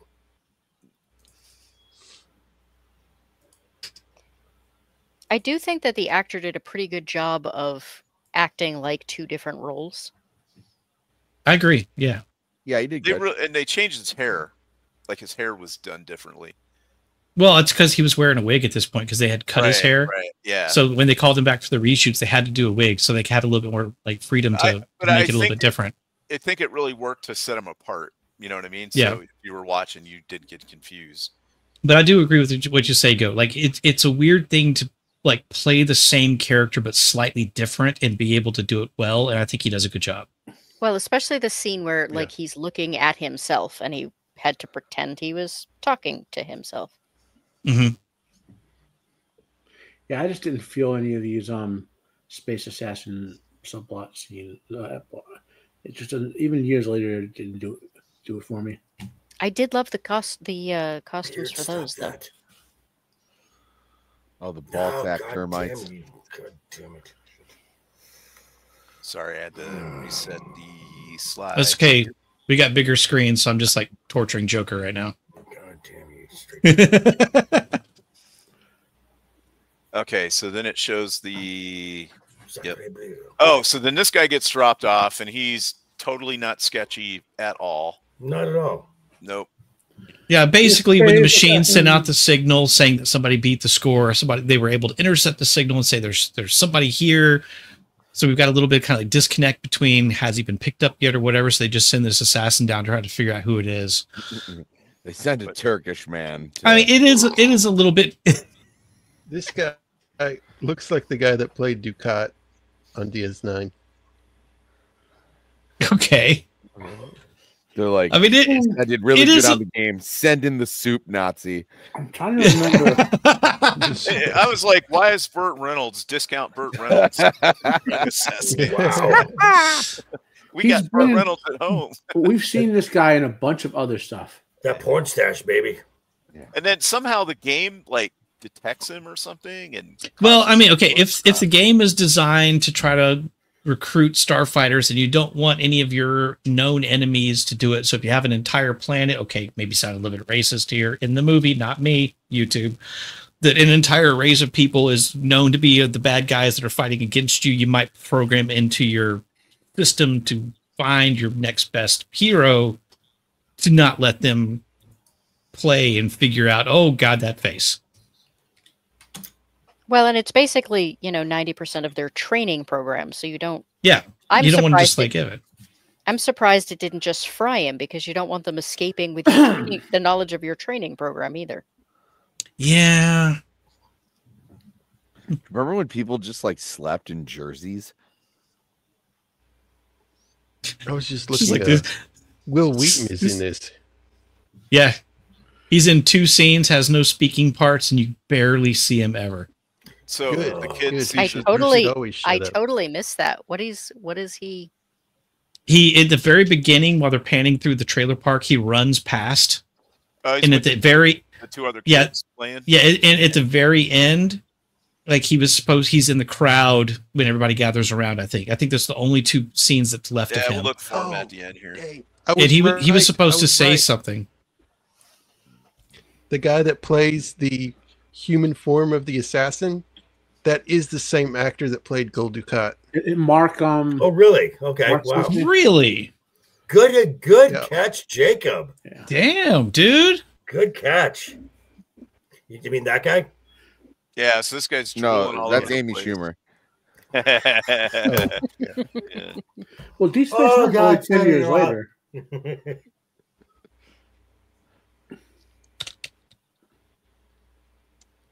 Again, though, the costuming on that assassin is great. Yeah. Yeah, it is. It's like this movie has plenty of problems, but when they get it right, they really get it right. Yeah, I mean, there are some dumb. It's never not fun though. Like it's you know, yeah. Yeah, this entire movie is basically just kind of like, what if like a kid, like let's be honest, a boy from this time period specifically was making up a story in his bedroom with his action figures. Yeah, no, this, you know what it is? This is the best and then storytelling there is. And then this happened. And then this happened. And then this happened. And then this happened. There's Yeah. no because. It's just a whole bunch of and then, and it's fine and it works. You know. Yeah, like I've said from the beginning, there's plenty of problems with this movie. I still love it. It's a fun ride. Yeah, exactly. Yep. And I don't have the childhood nostalgia because it turns out I'd never seen it before. And that sometimes can really get in the way of enjoying movies like this. And I still really enjoyed it and still had a really good time. So Yes, I agree, because there's plenty of movies that I've seen for either this show or something else, Jacob's show or After the Weekend, where I didn't see it in the time period that it came out, so I didn't have that attachment, and I don't like it nearly as much as anybody else likes it. So for you to jump into this and just be like, yeah, this is kind of a fun romp, and not have any of that attachment before, I think. You said romp. Yeah, romp. I think that sells the movie, because I'm honestly, like, I had seen this a couple of times as a kid, but until a couple of years ago, I had gone maybe 10, 15 years not seeing it.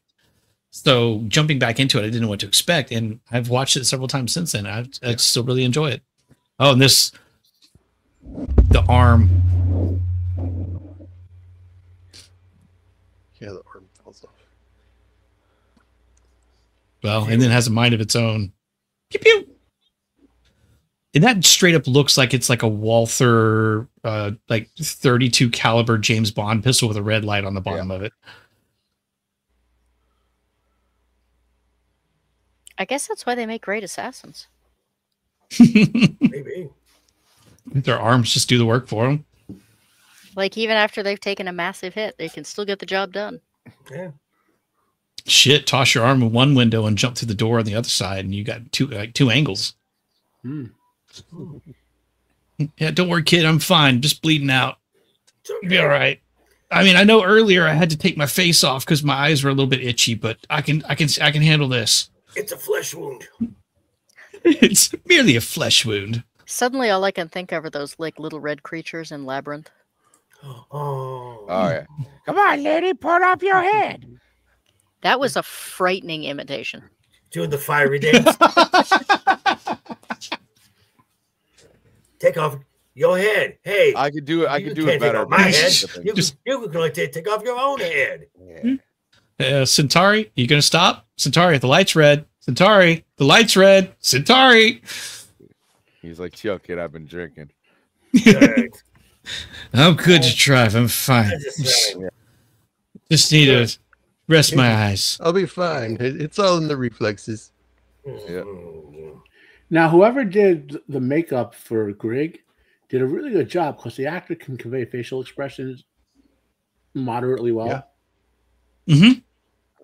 I mean, even with very flexible material, as soon as you start adding material on top of the human face, you lose a lot of that. I mean, I know, Jacob, you referenced Odo earlier kind of as a joke when we were looking at that early version of Beta when he was all gross, but that actor had a really hard time getting facial expressions to go through because of just the little bit of makeup and prosthetics he had. Yeah. So the fact that this guy could do it, yeah, I agree with you, Matt. Well, and the lack of eyebrows, like humans do way more communicating with our eyebrows than we really recognize. Yeah. So this movie was...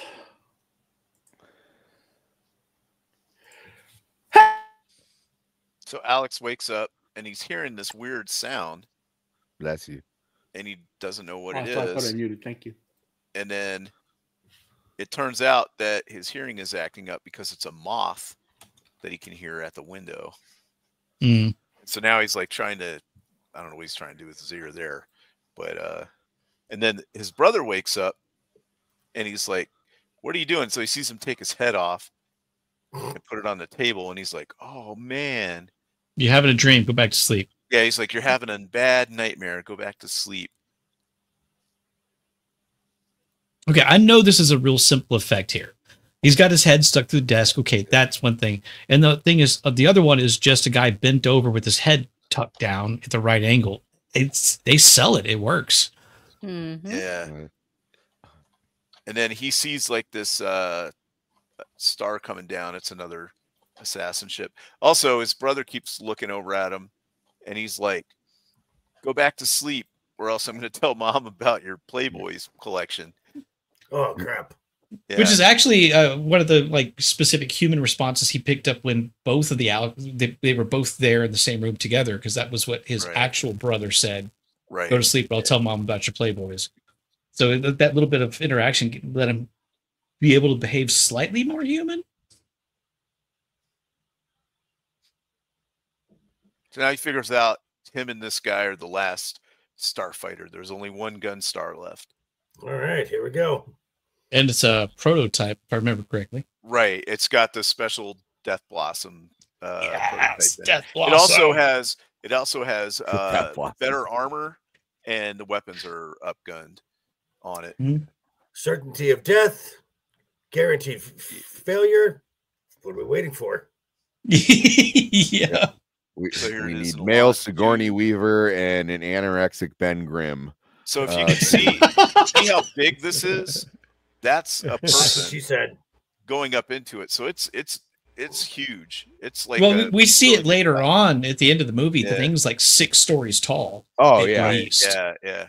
because it's got that little space elevator at the end. Mm-hmm. Which honestly is far more practical than what we see in a lot of sci-fi, because the amount of space you'd have to have for not just fuel, but also oxygen for the pilots to breathe and everything like that would take up a lot of space. Right. Weapons. So Greg is basically the pilot. They call him the navigator, but he sits in the back seat. So it's a tandem thing, almost like an Apache helicopter or a. Oh my! I love this that. still too. He's like, it's Right. slumbering time. Yeah. And then so he Yeah. sits in the weapons position, and this chair rotates like all around. It can, Oh do like yeah, anything. that's one thing that they really had in this movie. Hey, the gyroscopic seat played a huge factor in this movie. Well, basically, yeah, the ship is bristling with guns, but they only all fire in a certain direction at once. So it's not even so much the guns are spinning around with them, but he's just kind of like tracking everything. But yeah, they really use that prop, that set they built for him. Oh yeah.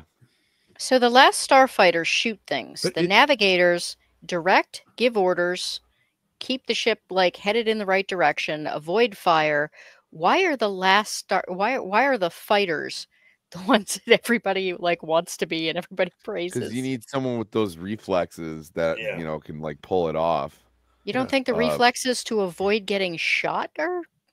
It just again it plays into the idea that the story is kind of the same thing that like a little boy would make up in his room, is that you want to be the hero, and the hero is the guy who kills the bad guys, not the guy who avoids dying from the bad guys. So I get your point, but it still kind of plays into it kind of still plays into the tone of how the rest of the movie is kind of set up.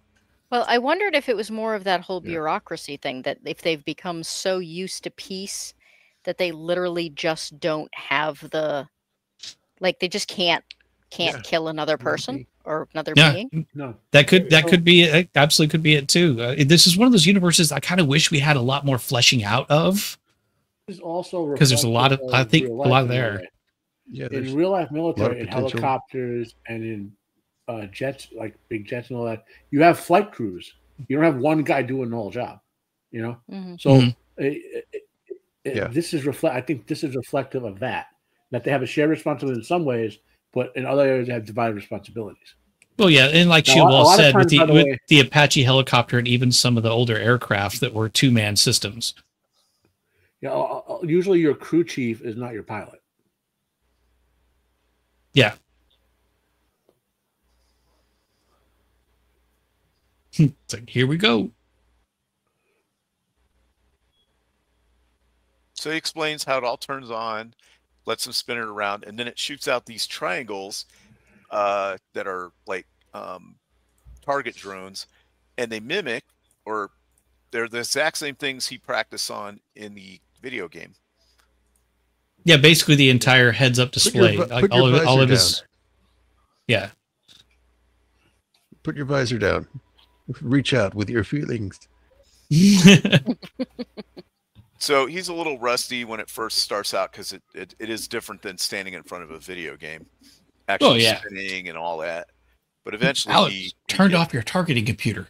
Yeah. He eventually gets the hang of it.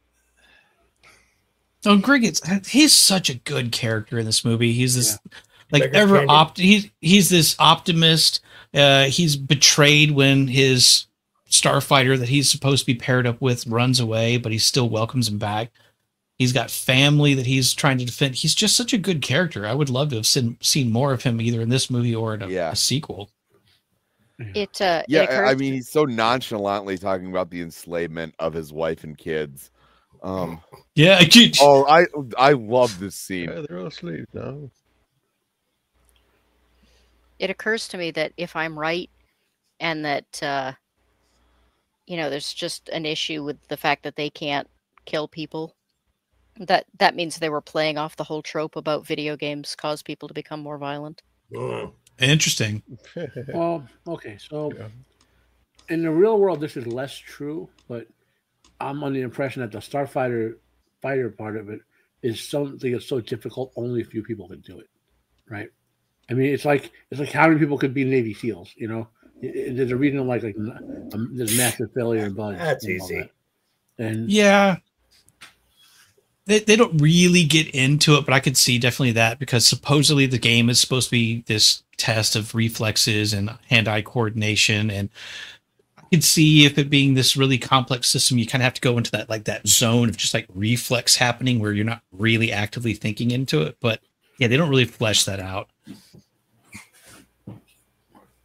So here she's talking to Alex about the beta unit about doing stuff, and he doesn't really know what's going on, like how to respond to it. Yeah, this is all the extra stuff they added in that really isn't necessary. No, it brings the movie to a screeching halt. Yeah, right as we're like reaching the peak before the conflict happens, like, but let's go back home and watch his copy be really awkward at the lake. Yeah, or I will say the whole little slapstick spiel of him dropping the antenna on the guy's head was pretty funny. I enjoyed that. Yeah. Apparently the slapstick is what sold the beta unit and why they put more of it in there, because it tested well with audiences. Thanks, audiences. This is why we can't have nice things. So they're flying up to the border, go back and so this visual aesthetic right here reminds me a lot of Star Trek: The Original Series. The Tholian Web, or Balance of Terror. You know, the way they depicted objects in space. Although, funny enough, it also reminds me the asteroid reminds me of the asteroid in Mystery Science Theater 3000. It does. Totally does. Yeah. Well, and the grid for their shield reminds me a little bit of what the first episode of Next Generation when Q shows up. Yeah. Oh yeah. Yeah. Yep. So they encounter this like supply ship or something, and they're like, "Oh, we can't let it escape, so we're gonna have to kill it." Yeah, they've been able to opened up the hole in the barrier so they can send the asteroids through. Now they're sending scout ships through, but they can't quite get their full armada through. They can't get their capital ship through. So yeah, they just kind of stumble onto this, but they don't want them to know that there's even a single fighter left. That's why they have to track it down and try to keep it from reporting back in. And again, a lot of the ship designs in here still hold up. The asteroids and the planets and the surfaces do not. No. Looks like a smiley face.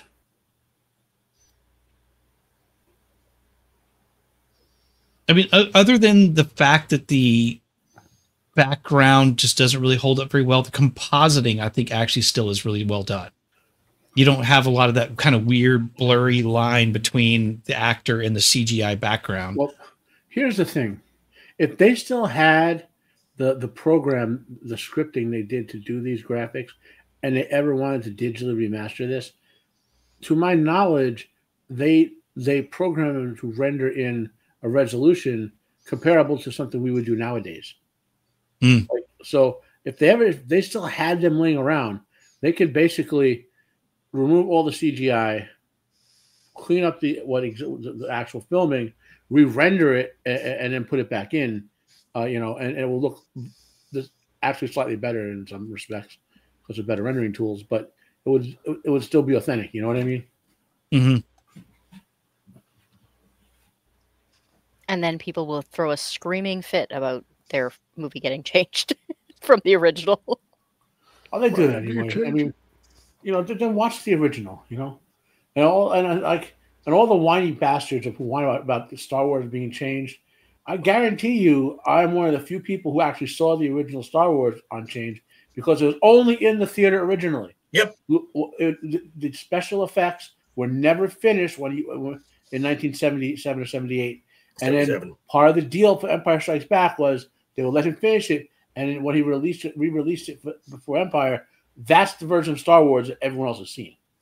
Yeah, one of the main things being the lightsaber effects because they went practical on the first release. Yeah. Mm-hmm. So they make a plan where they're going to hide in that cave until the ship passes over the mothership. So careful, that's where the Minox are. Yeah. Yeah.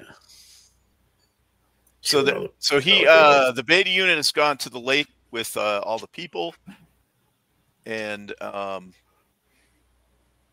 girlfriend, and he's sitting there and he's like not laughing or doing anything. And so everyone's like, "What's wrong with him? He's kind of weird." She's like, "Yeah, you're not, being cool." And he's like, "Oh, well, I'll try to be like more people." And they more like these people, and people tell him, "Well, like what? Like laugh." So then he just starts awkwardly laughing, which that is so rude. That is basically me in every single social interaction. Okay, note I was gonna say that's stuff. Don't serve Beard any beers. It's just gonna get worse. This guy's taking a lead. No, that's actually when it gets fun. Beer definitely don't serve Beard. And then the other thing about those assassin aliens is when they're in their alien form, they really stink. So he's like, "Oh, what's that smell?" Yeah. And he looks in the back of his car, and there's that guy. And so basically, he takes his form. He's right behind me, isn't he? Well, that would actually make sense because they're not a life form from Earth. In Earth's environment, they might be reacting to it badly, or they would have chemicals exuding from their skin. You know what I mean? Like we evolved not to be smell. an aphrodisiac on another planet. What I mean is, we evolved our body odors to be less likely to die from a predator. Essentially, okay. Yep. His planet that might have been true there, but his body odor here might be extreme because our predator. You know what I mean? It's that kind of evolutionary trait. Yeah, well, also maybe he's like the Slitheen from Doctor Who, where once he changes forms, he just starts farting. Yeah, could be. You had to go there. I had to, yes. As it is, it's super convenient that he can breathe oxygen. Right. True. So here's Greg's here. He's like, "Yeah, so I know I'm this lighthearted guy, but here's my family. They're enslaved." Mm-hmm. Well, it's real serious. You can breathe on multiple. So lovely. I mean, she is a lovely creature. So I do like this. This is kind of ridiculous. Okay, yes, this is kind of ridiculous, but the fact that it's like this kind of selfie sort of thing of two characters that we can't tell who's the male, female, or whatever. It just serves the whole alien thing that is clearly like not the one something on the right is the wife. Clearly. Well, the thing is you don't see it here in the slides, but the actually it moves real quick and it'll stop on a thing. It's kind of one of those desktop electric picture holder things that we have now. Except, there's the wife. She's got the fur and the booba. So that's how you tell. Yeah. They wear fur. They're lizard people. Why does she have breasts? I don't know. They have them in Skyrim. Don't ask questions. Because they're cool. Well, are they? Because they're cool. I mean, apparently his species has bags of milk too. Yeah. No, I mean, are they lizard people, or are they just what we think of as lizards? Right. And they live underground, and then he says, "Well, we live in caves above ground called houses." except mine, I live in a trailer park, which is kind of like a cave that you can drive Yeah. away, but we never go anywhere with it.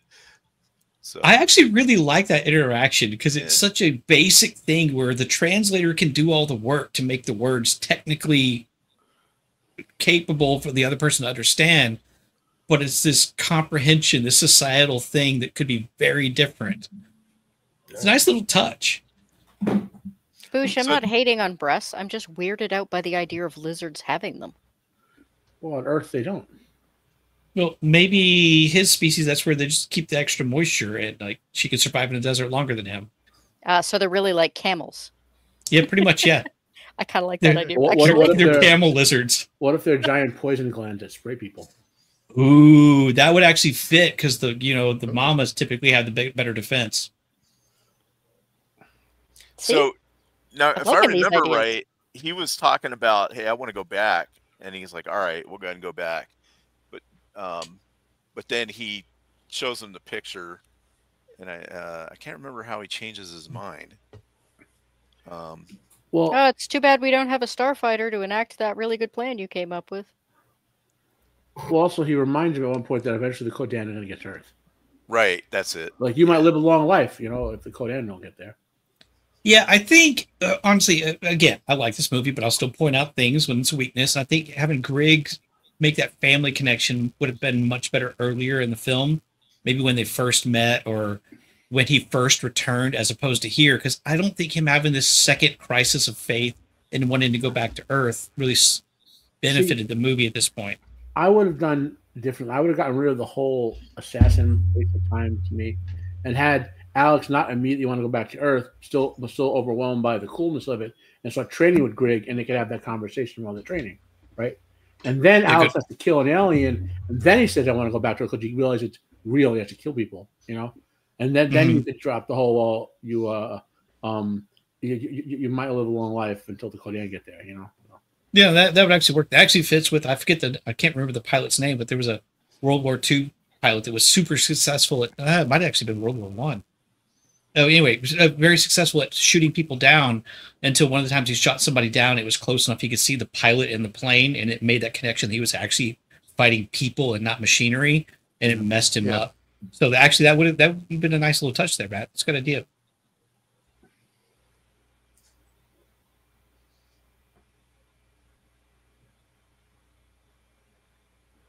Adam says there must be something in this movie I could rage about the patriarchy for. You mean going and fighting to the death? Yes.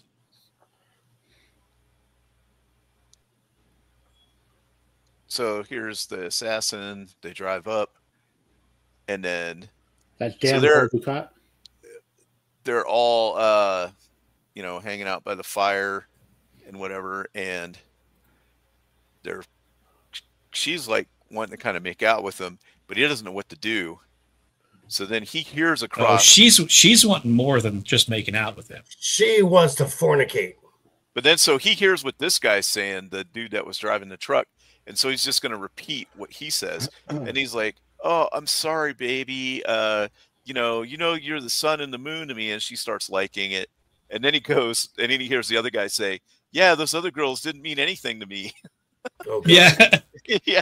And then so it's going good here. She's like, yeah.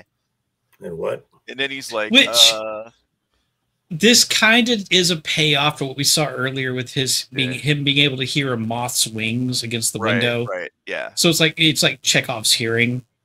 It's not a good payoff, but it is a payoff. And then so here's the assassin, and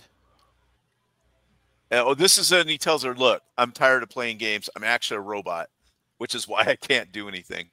And you're like, "What?" Yeah, I was part of me was sort of wondering when he formed into the Alex mode if everything formed. Yeah, he's like, I don't really know what to say here, but I can tell you this other thing does things that his can't. Is he as fully functional as Data was? Now, yeah. They did establish that earlier in the movie, we might have skipped over it a little bit, is that the beta units cannot, for whatever reason, they can't fight. They can't. So this guy's going to try to assassinate him, but he doesn't know he's a robot yet. Now he sees it, And he's like, see, I'm a robot. And she's like, I don't believe you. And he gets shot, and he just casually is like, see, told you. Oh, and I might have spooged over you with some green goo. Maybe not what Oops, she was sorry. expecting. It happens to lots of guys, I swear. Yeah. I thought, like, if they got rid of the stupid assassin and robot plot, if the flashbacks are were the girl realizing how much she missed him because he was missing and how important he was to her, so that when she makes choice to go at the end, it made more sense. You know what I mean? Like that would have been better use of this time back on Earth. This her story arc as she realizes she wants to be with him more than she wants to stay in a small town. Yeah. So now Yeah, he that would. realized- I did think the ending was kind of abrupt on that front, so I kind of agree. So now he realizes that, hey, that guy's going to go try to radio back to the bad guys that Alex is on Earth. He's actually alive or whatever up in space. So he's going to steal this truck and try to go stop him. And she's like, I'm coming with you, even though you're a robot. Of course. Well, and some of his behaviors, and like you said earlier, not being able to fight or whatever, I think still kind of plays into kind of the trope of like the Asimov's laws. Like he can't take a whole lot of action unless by not taking the action, somebody else, a human, comes to harm, which is kind of what we see later on. He's like, well, I have to do this in order to keep you safe. So it's still, most of what he does still kind of plays into the whole Asimov thing, as opposed to, or except for maybe the weird, creepy pillow talk next to a lake. I enjoyed the pillow talk. I thought it was hilarious. it kind of is. It doesn't. Look. It's funny. It doesn't fit in the movie at all, but it is funny. No, that's how Sammy got his wife. Pretty much. So those other girls meant nothing to me. The bad guys aren't dumb. They're like scanning this asteroid to make sure nothing is going on here, so they have to power down all the way. Now the cop's trying to make it back to his little ship so he can radio it in. The assassin guy. Butterfly. Yeah. He has an actual police car. You suppose it's like a Terminator thing where he had to kill the police officer and. Oh, he did. He did. I missed that. Yeah, because he because as we were talking about their stink, like the cop in the car could smell him, and then he like creeped up and killed him, and that's when like he took his shape and stole his car. Yeah. So they're getting a transmission, and it's like, oh, it's from Agent 47, and he says that the humanoid life form Alex is, and then Alex. The last Starfighter is. Yeah, the last Starfighter is. And Zero After these messages. Yeah, exactly. Hold also, don't think I'm going to let you get away with saying Agent 47 and bringing Hitman into this universe. I mean, why not? I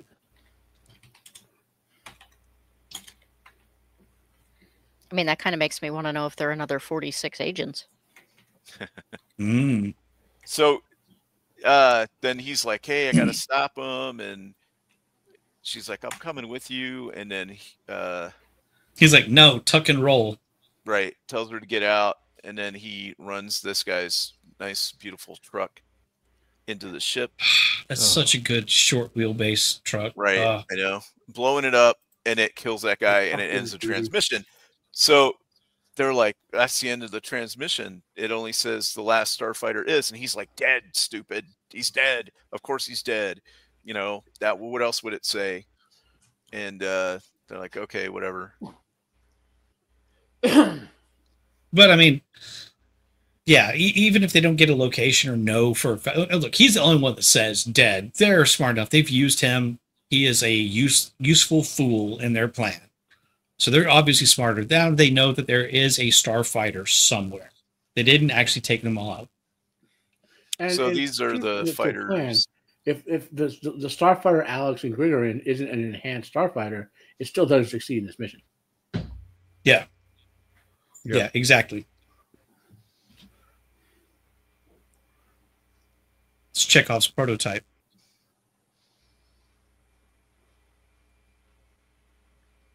So this little thing is protruding off of the bottom of the ship, so we can zoom in here, is the communications node that controls all the fighters and coordinates them. So if they blow this up, the fighters won't be coordinated. Them.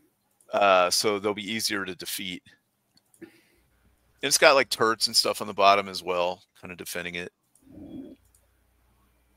It's not impossible. I used to bullseye rats in my F-150 back home. So he's looking. I guess it's his dad that you never really hear about, or anything. I don't know who that is. Ooh. I That's always the mom. kind of assumed that his dad just had died. Right. Because that's it, not you valid. don't you don't get the feeling that there's any kind of animosity there with his mom, Right, or right, like she's right. Yeah. jaded or upset. Right. Yeah. She hasn't talked bad mouthing him every Yeah. 2 seconds to the kids. No, you always get the feeling like she's maybe she was a stay-at-home mom at one point, but now she has to be the breadwinner and bring the money home. So that's why she's out there working as late as she And is. they had to move to a trailer park. Mm-hmm. It actually kind of would be interesting if he had some really good, well-paying job, but once he was, out of the picture for whatever reason, just couldn't keep up with the life that they had.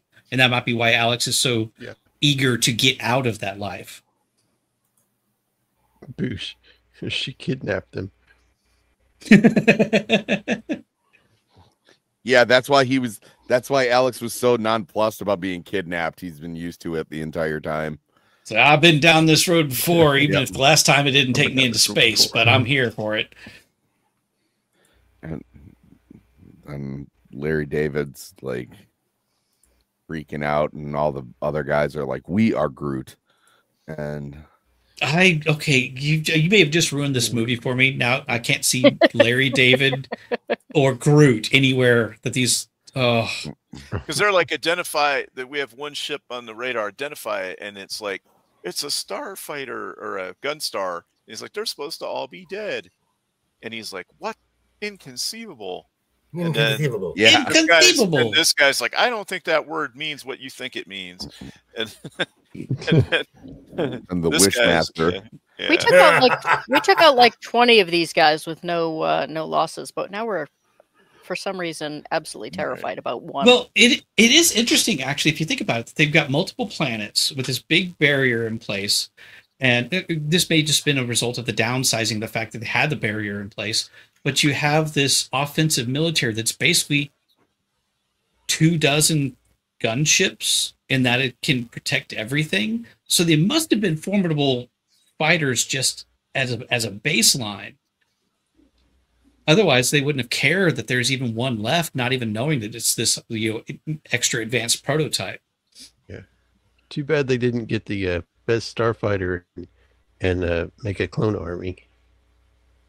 True. Yes. Yeah. So All I can- this guy's going off, and they're like, all right, we're done with this dude. Throw him out. It's like, I'm Yeah. David Ruffin. Put him up David here. Ruffin. Sorry, go. What were Have gonna you say? seen the size of my forehead? Come on. Got a 6 head. I was going to say that like the way they react to there being like one starfighter left reminds me of like in Riddick, where there's, a whole legend around the idea that the last Furion is going to be the death of, Ooh. Mm. Yeah. except there's no legend in this. It's just for some weird reason they're like really terrified of this one person that they've Well, never seen fight. There's clearly a technological disparity.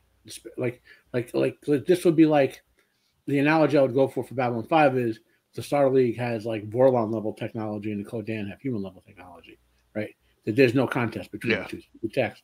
But it's just that Zur the traitor gave them an in and got a surprise attack off and got the bomb that took out the defenses. Like it was, what wasn't for the treachery, the Ko-Dan would be sitting outside that shield jerking off.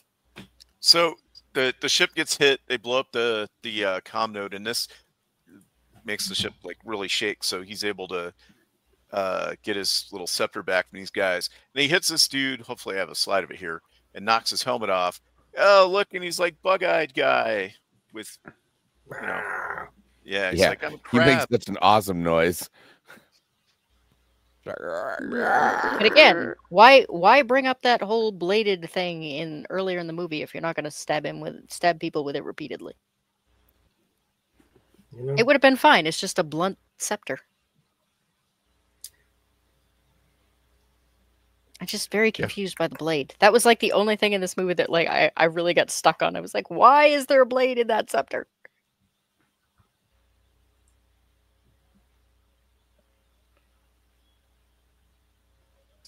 French pulls. It should have been a lightsaber. Oh, smushy face. Those are so cute. So now And suddenly everyone likes the alien more. So they did talk about earlier about the Death Blossom. So it's an experimental system on this ship that if you activate it, it'll like, it's very powerful, but it'll eat up all the power on the ship and weapon systems. But it's like a last defense, right? You can only use it once. And he's like, should we activate the Death Blossom? So it opens up and a whole bunch of weapons bays open up, and there's all like missiles and stuff in here. And so it opens up, and now it's fully deployed. Death Blossom. Death Blossom. Oh, Death Blossom. Perfect name for a hard rock, heavy metal band. Yes. Death Blossom. I want to see Greg being the lead singer of some metal band screaming into a microphone. So now they initiate their attack, and they fly into their formation. He starts blowing all kinds of stuff up. And what's cool about the Gunstar is because it's the seat that he's in can spin, it can actually shoot behind itself. Yeah. Yeah. Like it's got 360 gun coverage, just doesn't have that many of them. So now all the fighters are starting to engage it. And it takes a few hits, but it has some armor on it, so it can take the hits. And like imagine if there were like 10 of these things, they wouldn't even need a Death Blossom to take those. Oh yeah, like if their whole squadron went out, yeah, they would have totally owned these guys. Because he does very well even just before they even use the Death Blossom. It's a very powerful ship. So now you're like, oh, they're all around us. You know, I've got signals both in the front and behind. You're reading it wrong, man. It came from behind. Oh, yeah. So now, yeah, they're getting attacked. He's locking on. He's got lock-on boxes for the missiles, and he's also shooting down the other enemy missiles as well. Right. Yep. Which again, that was part of the video game. Yeah, it's part of the video. And that was it was part of a lot of old arcade games, especially like you had to shoot the enemy missiles coming in to get you. Yeah, the old Star Wars game, the old stand-up Star Wars game. Yep. Right.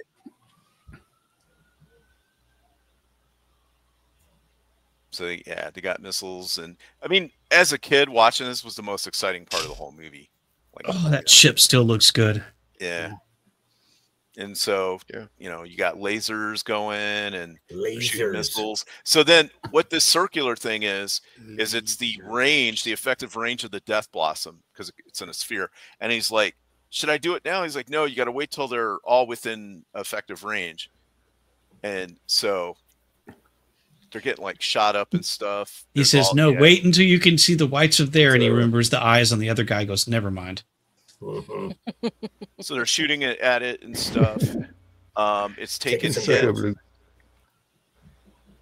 But is it as deadly as Chili's Awesome Blossom? It depends. Wait, did he activate it already? Not yet. Man, yeah, he just did. He just on this thing. This also kind of reminds me. I don't remember the name of it because I'd never really gotten into like the Mech Warrior stuff very much. But I seem to remember there being like the Battletech where you could like fire everything on your mech all at once. Yeah, there's a full But then you had to like cool down, and you were basically really vulnerable right afterwards. If you're playing Inferior, yeah. I never played like any tabletop with it. I only played a couple of the video games back in the day. Well, there are mech designs where you can unload your full load, so to speak, like constantly. Yeah, those roll clan though. No, even in this field, like some of the heavies, like a Battle Master or okay, you know, or the trick was to stand in a lake because it doubled your heat capacity. That worked. Yeah. Well, regardless, with the Death Blossom, there's definitely a refractory period. Yeah. It's going to take him a little while to get that back up again, bypass the compressor, so to speak. They bypass That the toss was so compressor. awesome that Jacob, you shut your mouth. You shut your mouth. He went there. What All right, did sorry, I miss? I'm trying to find because the slide's messed up again. Trying to find the actual slide that I left off on. I think Greg was looking mildly confused. Yeah. Yeah, I'm getting there. So it's this one. In general, with Inner Sphere, the rule always was you can have movement, fighting, or what was it? Movement, fighting, or shooting. Pick two. I mean, that's not too dissimilar from what you get when you're making movies. You can either have it good, fast, or cheap. You can only have two of those. Sorry, I wish I lost the slide. That's Like which one I was on. I'm trying to see if I can find the Death Blossom. I don't think we'd hit it just yet. It was kind of reaction faces before it went off, because once it does, you kind of can tell, because Alex's face gets all serious and the lights flashing everywhere.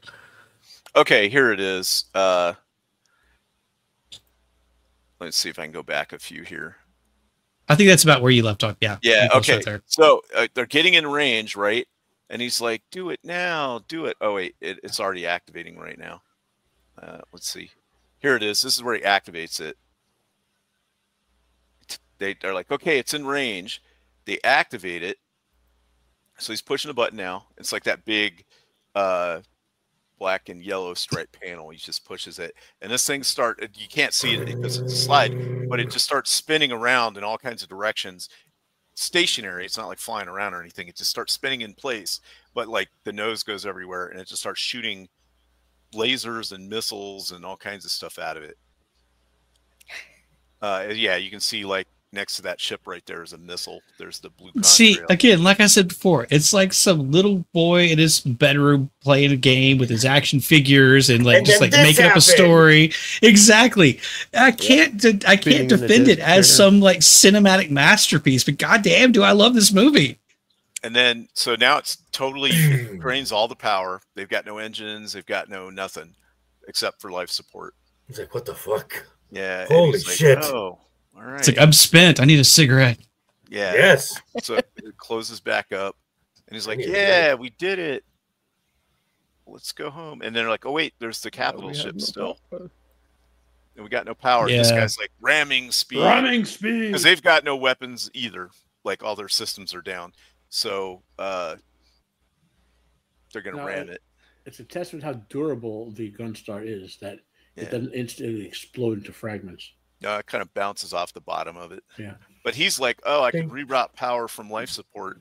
So I'm going to get this like 1960s circuit card out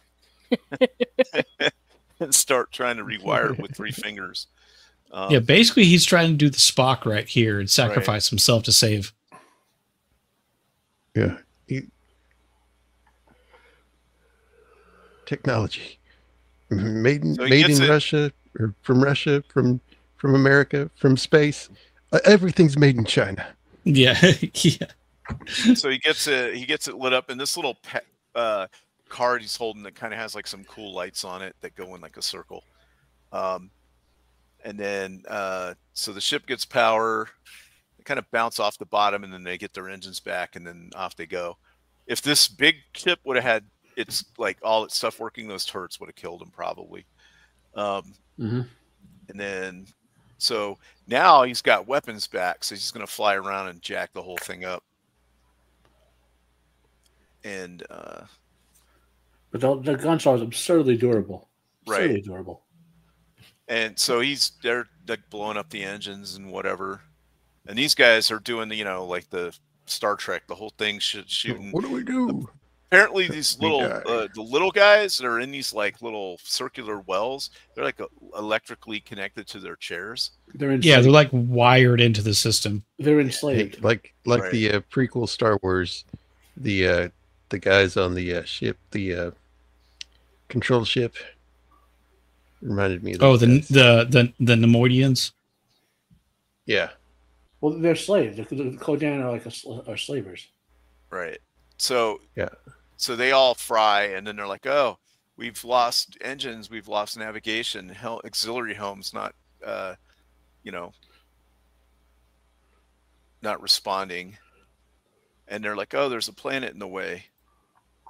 And he's like, "What are we gonna What do do?" we do? And he's like, We're going "We're to gonna die." die." We die. Okay, I can't.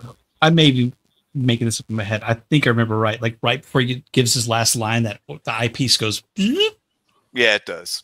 Yeah, I love it. I love it. It's so Now, dumb. something we missed in the slides is the Larry David looking dude got in an escape pod and escaped, so he made it Zora. out. Zora. Yeah. So Like the I said, sequel- they were really counting on a sequel there. So I sorry. Yeah. Oh, I was just gonna say I love the size of the explosion when that ship hits Mhm. Too the many full jokes. planet, and the explosion is the size of the planet. It could have been a small planet. So like in the sequel, in the video game, it'll be like, now in our sequel video game, you have to beat Zora in his next Ko-Dan Armada. So they land on this pad up here. It's like on a tower, and they like you can see its counterpart across the way there, kind of what it looks like. And then it's got like the whole like sci-fi thing going on with the dome with trees in it, and everyone out here doing a Lord of the Rings thing. Yeah, this is basically the peaceful home planet that they didn't really want to keep all their weapons on. That's why they had the base out there. So they're like, "You're a hero. Thanks for saving us and stuff." And they're like, "Hey, are you gonna stay? Because we still need you to like fly around and do stuff and whatever." And, It's like, nah, man, I got to go home get laid. Yeah, and then they're like, "Hey, there's somebody to see you." And This guy again. Cad It's Bane. saying, oh wait, it's us. Sorry. yeah, so apparently he's like a clone or something. And then there he is, and he's like introducing Albert Finney. With that raw sexual magnetism. Oh Yeah. man. I love the it's an old friend, when in fact they've known each other for like Like a day. a few hours, and most It's of that called time he was Stockholm syndrome. most of that time he was sulking in the car on the way home or the way back to Earth. The Last Starfighter reminds me of too. If anyone remember watching Voltron when one is turned into a spaceship. Oh yeah. Yeah. So what I noticed about this tower pad is when you saw this in motion, these lights here on the pillar, those were elevators going up and down. So apparently people were doing all kinds of going up and down on elevators while these guys were up there. And then he's looking out, and then he's like, I got to go back home though. And she's like, oh, he's an alien and the real Alex is in space. Maybe I do want to leave here. And then the video game turns on. It turns on all the time by itself. And this guy's like, oh man. Well, I guess my he- truck. About his truck. Look, I would be pissed off if somebody blew up that truck and they stole it from me Yeah, and me blew too. it up. He's That's like, apparently- will drive. I'll blow your gun star up, you jerk. And apparently the truck blowing up really blew her hair out. Right, because That's a nice 80s blowout. I right can there. smell I can smell the Aquanet. Yep. Her mom has the Yeah. exact same haircut, or Alex's mom has the exact same haircut. That brings up some questions. Freudian aspect of that exactly. later. Yeah. They all have This- 1980s hair. This dude Even is Alex. all. What's going on out here? Why are you kids all This- loud? Yeah, hold on. We're finally here. Get off my Okay, lawn. what's the line? Sammy, what's the line? Starlight, Starbright, and what is the what's her name? Who? The Which what's her name? No, the girlfriend. Mags. Yeah, he's like Starlight, Starbright. Alex and Meg like going in a motherfucking spaceship, or it was the dumbest. So they have landed to the look gun that up. car, and somehow it looked like they landed it on the top of that of the shop, but No, they land right next to it. Yeah, they basically ran like right the into it. Yep. Where you're like, Alex, I gotta mine's see if I on can this find this the quote. structure below and just crushes a house. Yeah. Basically just a small building landing next door. Don't worry about it. It's one of those It's quite above the ground entrance. I caves. mean, that's an entrance now with style. True. Meanwhile, like Showmanship. F- Showmanship. fighters have been launched all across the United States to get out of this Right, area. exactly. Mass military deployment. They make a statement about like they have to leave. The reason they have to leave so quick is because the radar will find them or something. The radar already did. I'm just saying. Yeah, it already got you. We got a bogey. So he's coming down. So it's, yeah, look how big that thing is. You know, because you can only, you know. And then so he comes down and It's the and size he's like, of a small moon. That's no moon. and he's of course he's got his helmet on, like a tool. Hey, Mags. I did love the fact he didn't need his helmet like the whole time he was in space, but he needs it the face shield down when he comes Yeah, down he to just Earth. wanted to have a Well, dramatic entrance. Dramatic. Who Oh, wants of to bring all course. that shit coming out? Yeah. Yeah. Again. He's like, oh man, I've Look at been it breathing right this there. beautiful Oh, here it is. shotgun. Yes. There's the Here it granny is. He with goes, the double barrel. I found it. Starlight, Starbright, the place where Alex and Maggie left for the stars. And I was just like, Oh gosh. All right. Well, that's the highlight of his life. Next like So, a day later. He that- died. Somewhere in one of these scenes, I don't know if you have the slide for it. You can. It's one of the few times you can actually see Will Wheaton. Is that but he's what- like- is like, that, he- the guy who Because he's played, like, even he's like cut off, like half of him is off frame. Yeah, shut up, go Wesley. back. yeah, Go back here with it. to the scene with the one black guy. This one? Next, keep going. That Okay, guy. so there are two. You said the one. Is he the guy? Anyone watch In the Heat of the Night in the TV show with it's the guy who played Archie Bunker. Yeah, that's the same guy. Yeah, I've seen a couple. Is he the guy who played Tibbs in the TV show? I don't think so. It kind of looks like him.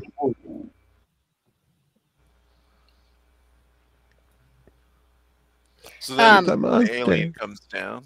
and they It's also, as much as I love like the Grammy with the shotgun scene, what I love even more is the fact that they let the little kid go first. Yeah. Yeah. He's at the front of that crew.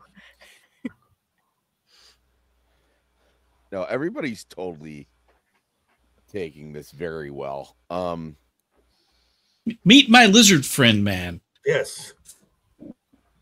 Totally. That's all they hear.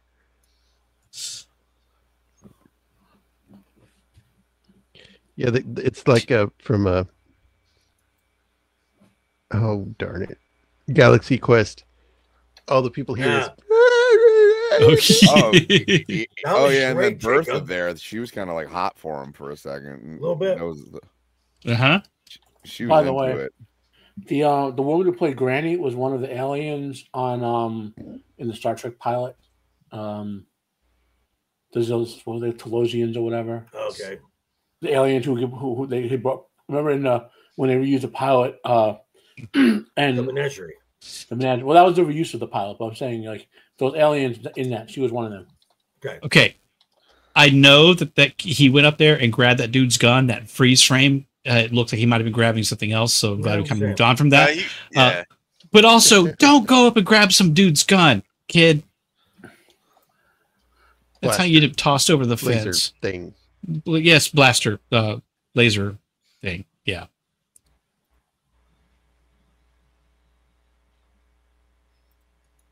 So this is when it's like, hey, Hey, you know, You I want gotta to come go. with me, or do you wanna want to come stay in with this me? trailer park for the rest of your life? Right. You want to come with? Like, I don't know.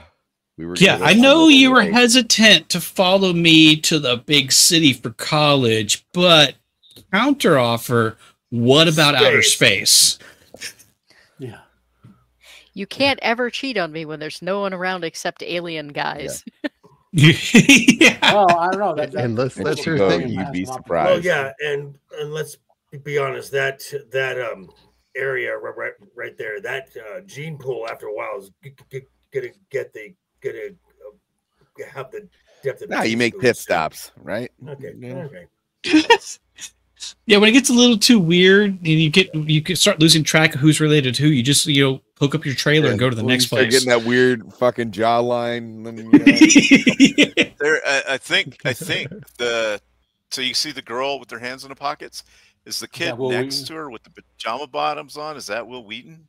I tried to zoom in as much as I could. Shut up, Wesley. I don't think so. I think it's probably the blue No. just behind Alex because he was always kind of tall even as a kid. But I may be wrong. Like it's a blink and you miss it thing. Like the 2 times he's on camera. Darn, I missed him. Oh, But no, that's not him there. Either. No. All right. Like in the end scene when he is on camera, like if I remember correctly, he is literally half of his body is out of frame. Like he's nothing there. Oh, wait, go back.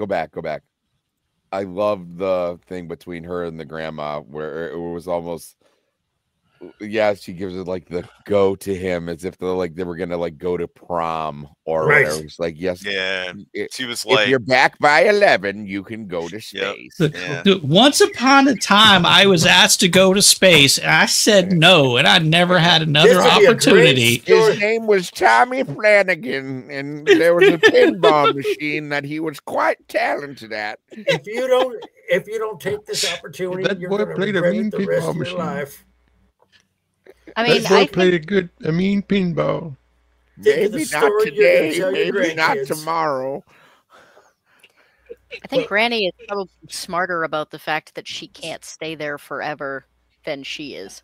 Yes, but Yeah, also she, yeah. in the back of her mind, everyone should know, like, this guy is space savior. We should probably keep him happy and satiated for the protection of the planet. Alex is our best prospect like ever.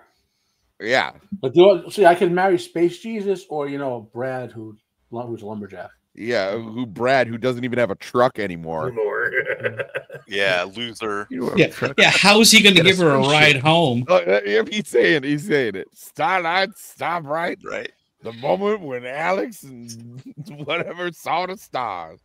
Going Now, up this on a is- spaceship like a motherfucker. That's Alex has every part of the family again because the toxic fumes from the thrust killed them all.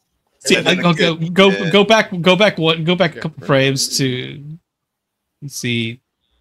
When they're Not, all yeah, that trying would to yeah, hug. okay, yeah, when he's hugging them because he's like, "Don't worry, guys, I'll take care of your grandma and your mom." Yeah. There's more than enough Lenny to go around. And then the kid's Yeah, like, but oh, I'm going to get on my train I'm now. the leader, That's man. a great shot when he gets up there and starts playing. I'll keep Yes. your granny and mom company with a nice bottle of Cavassier. Even though we all got cancer now for being so close to that spaceship taking All right. off. And that's it. Oh, Sacre Blue, the deadly Pokozor, you stop that. Don't even bring up the broom boy in the last. Don't. No, You're lucky I don't have no. wrench privileges right here. that didn't happen. I do. So I have a little bit of trivia. If everybody's do cool with it, I can go through a few, or if anyone's got a bounce, like we can. Well, go. I gotta go. Yeah, go with it. My back is kind of Okay. going out on me right All now. right. Yeah, right. I Alright. hate to, but I am getting a massive headache, and the screen is not helping. So Okay.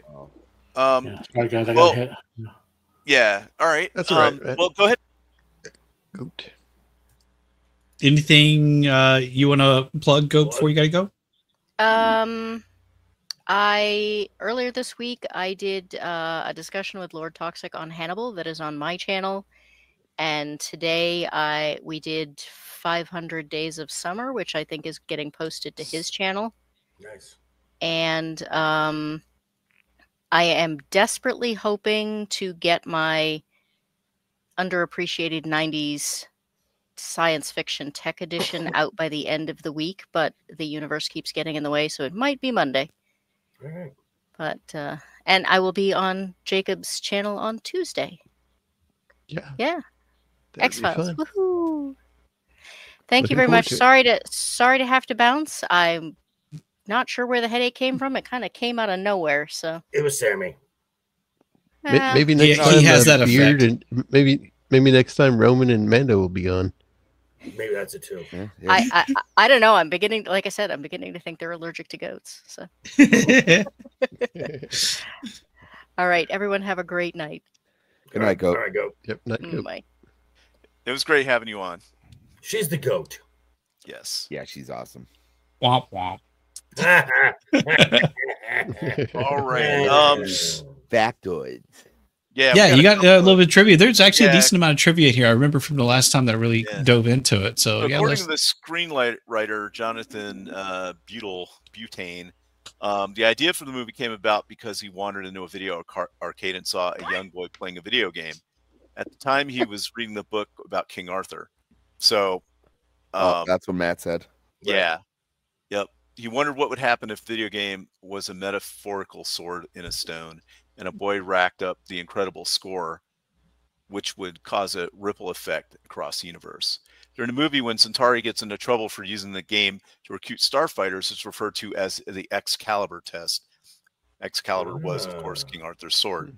A great number of the scenes with the beta unit were shot after main filming was complete because the test audience liked the comic relief. Yeah, we did talk about that quite a bit. The Star Car was also a shit box. So we talked about that. The translator given to Alex on Rylos is a circuit board from a digital watch.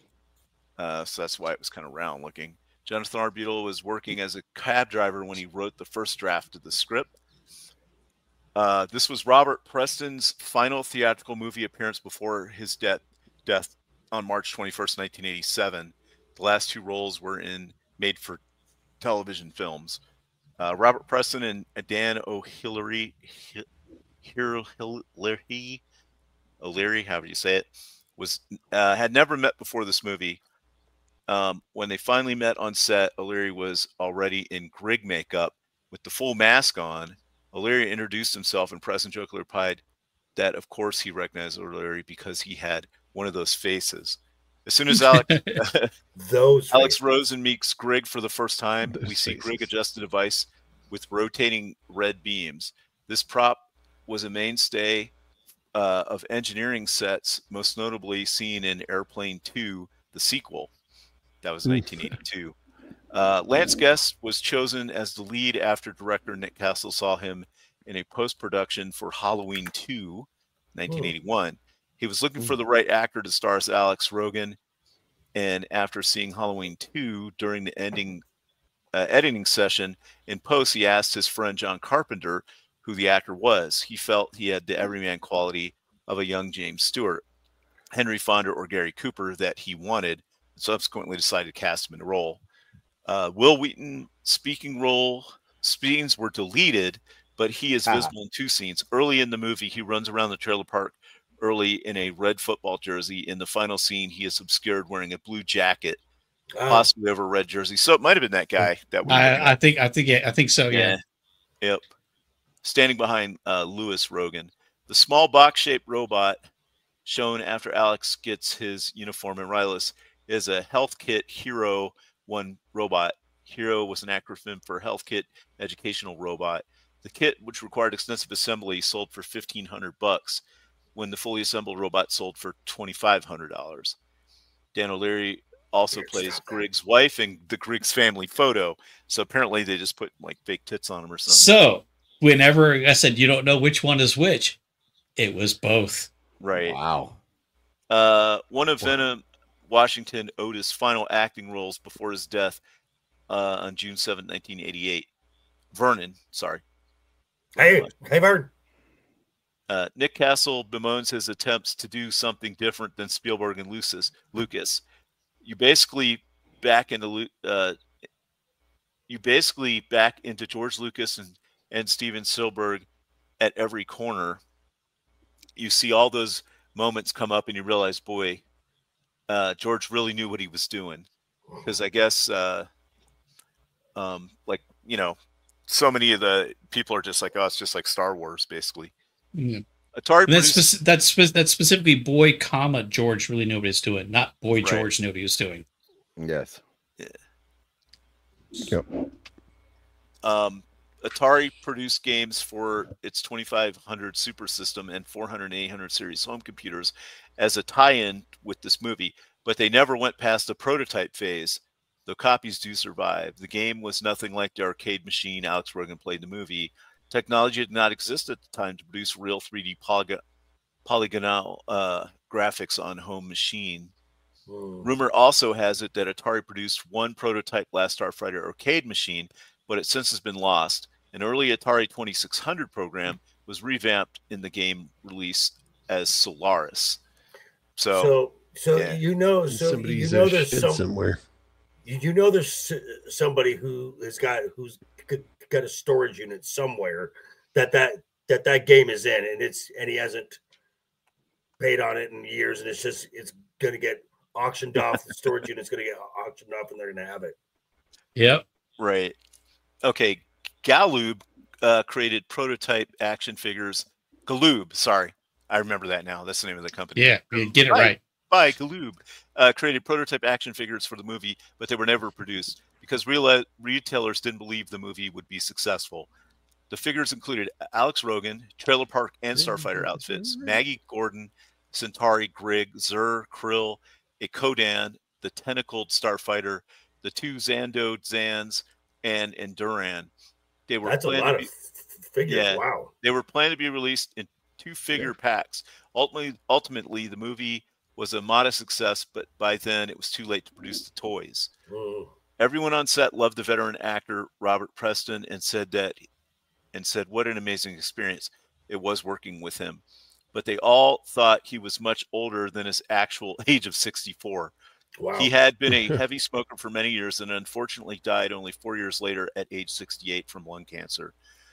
As Alex Rogan leaves the Starfighter briefing to chase after Centauri, just before he runs into Grig, an announcer with a folksy sounding voice says, "Now, Starfighters, if you will reach beneath your seats, you will find a packet which contains," in this apparent parody to the survival kit briefing given by Major Kong aboard the B-52 in Dr. Strangelove. Nick Castle calls the casting of Robert Preston in his final film role as Centauri one of the greatest castings of the 80s. He later referred to him as the Music Man, 1962 in Space, and the archetypical film flim-flam man. Castle notes that he always considered the story to be like a classical musical without music, which is part of the reason he chose someone so theatrical to play Centauri. A great amount of the discussion comes from Centauri's Star Car, which Robin Cobb designed both as a practical and visual effect. The build was physical one with a VW engine covered with sheet metal. This resulted in a car that didn't move very fast and sounded terrible. Most of the star carving drive shots were under crank with additional space age sound effects. Yeah, you said that, right, Beard? Was that Beard that said that? Yeah. I said that early on. I didn't know you were going to be diving down into some of the trivia on this. That was just one of those things that kind of stuck out to me from one of the previous times that I'd spoken about this movie. Yeah. The digital car was built with some plans, particularly the Star Car's first trip through the space in Rylos. He pointed out that only films before this that used so much computer-generated imagery was Tron, 1982. But he also says, with quite a bit of pride, that this film was the first movie to use motion blurring when the Star Car makes its descent to Rylos, offering an added level of realism to that effects. Yeah, I always turn motion blur off when I play games these days. Motion blurring for CG added effects, that things are added in post, still is difficult for some studios to get right today. Because I've seen some commentary on the types of motion blurring that goes into effect for CGI and the ways it looks different than physical CGI. So even the fact that they considered doing that back when this movie was made is a pretty big deal. It is. So the movie was shot in 40 days. Initially, Alex Rogan was to be from the suburbs, but Nick Castle changed the location to a trailer park for several reasons.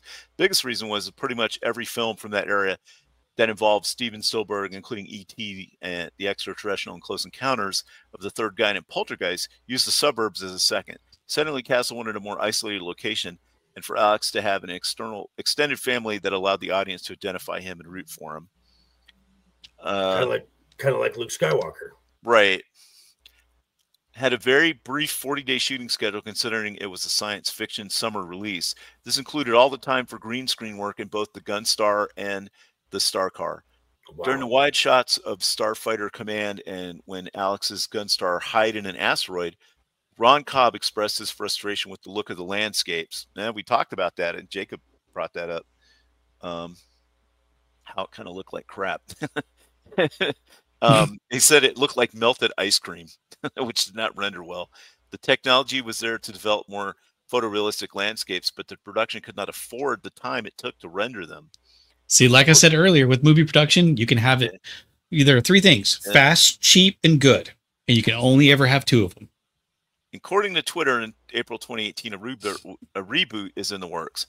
A screenplay was submitted by Gary Whitta, who was wanted to make a reboot for many years. Matt also provided some concept artwork. Both worked on Rogue One, Star Wars story, 2016. Just no, just don't touch it. Just let it be. Robin Williams was offered the role of Evil Zur, but passed. That would have been a little over the top. Yeah. The iconic Last Starfighter video game that Alex plays, which was planned as a real one but never made it out during the film's release, was designed to be different than standard video games with 3D graphics and to look more like a real flight simulator.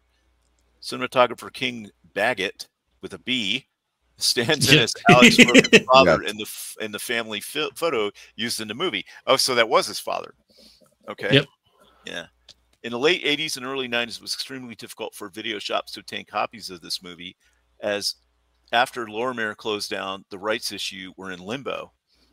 The voice of the video game that Alex Rogan plays at the trailer park was done by Robert Preston Centauri. Yeah, no kidding. Okay. All right, let's see. The translator that is placed on Alex's collar or on the shirt that he incidentally changed halfway through the film and continues to understand alien languages is one of several moments during the commentary that Nick Castle and Ron Cobb sheepishly admit to a level of cheesiness or mistakes.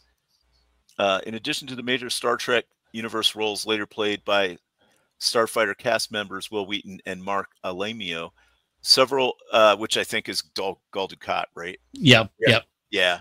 Several others in the movie cast guest starred in various Star Trek franchises, included Dan Mason, Barbara Bossum, Norman Snow, Jeffrey Blake, but notably among them is Meg Wheelie, Granny Gordon, who plays one of the Telosian keepers in the original series plot, The Cage, 1966. Yeah, Matt brought that up. Yeah. The character Grig was based on the what Ron Cobb calls a bundle of fringe lizard characteristics. The prosthetics that Dan O'Leary had to wear were severely limiting, and he had to exaggerate his facial movements to achieve any sort of emotion through them. Let's see here. There is precedent for the Starfighter to be in command of the Gunstar rather than the Navigator. World War II, the Armée de l'Air, French Air Force, had the bomb aimer as the aircraft commander, so he could be in a better position to direct the aircraft. Last Starfighter follows this practice. Contains several not so subtle allusions to The Wizard of Oz, 1939. Nick Castle points out Maggie's braids and blue gingham shirt back home, as well as the floating head of Zur in the Starfighter Command. Oh, it's supposed to be like the wizard, right? Ron Cobb, who designed the sports car for Centauri drives, was originally picked to design the time machine for Back to the Future in 1985. I can see the similarities. Nick Castle and Rob Cobb pointed out that the helmets that the Starfighter uniforms don't actually close and latch, so that's not airtight. They both admit that while they look cool, this is a serious design flaw for space travel. It looks good. I mean, some of that still even went through to Star Wars, where like the X-Wing pilots' face didn't, like, nothing sealed, but still they could have like personal shields to keep them alive for like a couple minutes if they had to eject. All right, we got real cool. Yeah, a little more here. The largest physical set in the film was Starfighter Command. Oh, go ahead, Jacob. X-Wing cockpit actually ejects. So it's like a little self-contained ship. That was the design. They didn't really follow through with that with any of the material that came afterwards. There's several real life aircraft that do that. The old F-111 is one of them. The whole bipod capsule ejected. The largest physical set in the film was Starfighter Command. The largest computer-generated set was the seemingly endless frontier in space, the one with all the little orbs and stuff. All right, and let's see. The opening shot of the planet Rylos against the starfield was originally conceived as being a part of the Universal logo, but the executives at the studio didn't like the idea of replacing the Earth with another planet. This probably would have gone differently had it been a Warner Brothers production, which is famous for tinkering with their logos at the beginning of films. Right. All right. So, yeah, we went a little long tonight, but, barring technical difficulties, we had a lot of good discussion. This was a lot of fun. The movie still holds up in a lot of ways, and people need to remember that when it came out, it was on the cutting edge of graphical, like what a computer could do with a movie. So some of it hasn't aged so well. Some of it's done just fine. I think the Gunstar still looks great. I'm a little bit disappointed. Look, I know Roman has his stuff. I'm not mad at him for being here. You got things you got to take care of. You got to take care of it. But I'm still a little bit disappointed he wasn't here because I was like, I did my stretches beforehand. I was ready to like square up and go to town. Well, I was still hoping that we could have just shifted into the Last Dragon instead, but we'd stayed with the Last Starfighter. Well, yeah, we did. Unfortunately, Roman couldn't be here with us tonight. But I invite everybody that's still watching to please like and subscribe, hit the like button, and leave a comment. And to our friends over on X, if you like, come over to the YouTube channel, Roman of the Empire, and give a like and subscribe and leave a comment. It's free. It's free. It's free. And yep. So this is a pretty good show. And there he is right there. So let's go around the horn real quick. And what do you got coming up? Well, I'll say what I got coming up. I'm going to be on Jacob Ironside show on next Tuesday, and at 5 Pacific. And then on next Thursday, I'll be on this show. Hopefully Roman will be back, and we'll be doing a like a free range. So it'll be whatever the news is. And on Jacob's show, we'll be doing X-Files. So it'll be a lot of fun. That's always a good show. We make fun of Mulder's. Yep, make fun of Mulder's ties and shoulder pads and stuff. All right, Jacob, what do you got coming up besides what I just said? Well, pretty much what Shieldwall said. Tuesday, X-Files, and then back here for the free range. All right, awesome. Well, thanks for being on tonight, and thank you for the slideshow. It's always great having that's a lot of fun. And Joker, what do you got? Also, I got some some announcements. I will be putting up I'm still working on the designs, but I'm going to be putting up a merch store. Nice. What else? And nice. I'm getting really close to 500. So nice. Get people over there. People that like old movies and some good TV shows. Get over there. And all right, subscribe. The links to everybody on the show should be in the description down below. So please go there and give everybody here a sub and check out their stuff. I don't make any content, but most everybody else does, and they make really good stuff. So, all right, Joker, what do you got coming up? Well, speaking of graphics and a merch store, I have my new merch store up and running, working with Mixed Tees. Those are the guys who run the YouTube channel, the Popcast. Beard knows those guys quite well. And we have new Wednesday night is overbooked merchandise. The logo, compliments of Mr. Jacob Ironside over here as well. If you go to my channel, links down below in the description, check, and you can click on the merch store link. It's reasonably priced, and it goes to a good cause, that being me. And speaking of Wednesday night is overbooked, that will be back Wednesday night next week. Myself, Matt, Brad, who is in the chat as well. Jacob is our resident wrench there. We talk about the world of professional wrestling.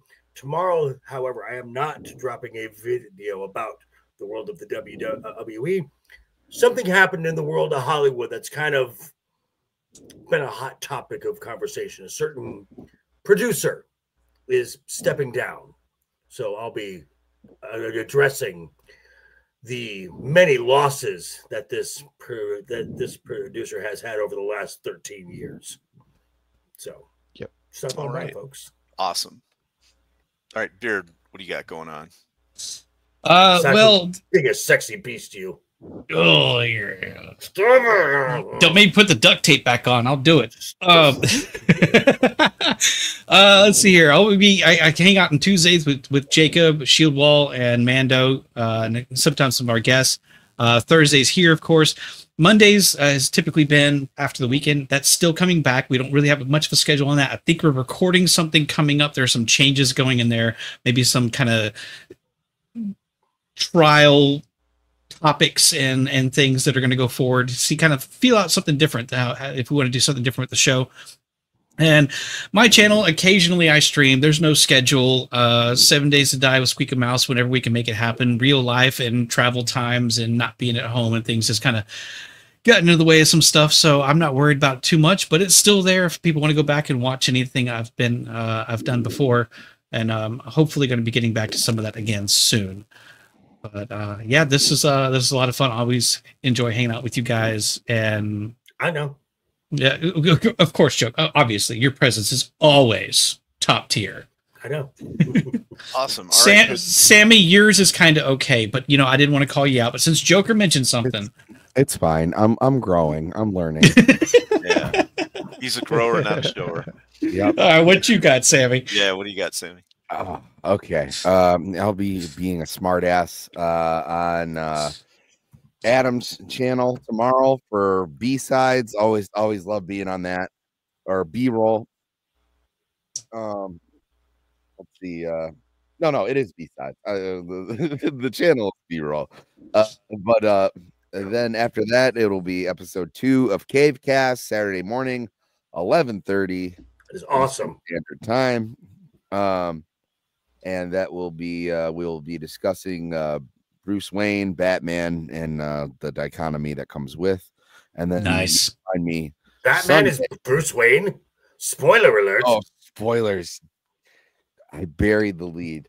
But Sunday I'll be wrapping up the week with my news show in other news, where I get people from all over the pop culture sphere, and we talk about nothing pop culture related and just stupid thing that has happened across the world. I know that I've reached out to a couple of you guys for that, so I'm gonna be booking again soon. So hoping to get some more faces on my Roman of the Empire family on that show as well. And then but right now we're in the middle of Whoregate, which is just been we've been following Lily Thomas, the girl who had sex with 100 men, and then some other whore named Blue, who had sex with 1,000 men. And spoiler alert, I think they're both pregnant, and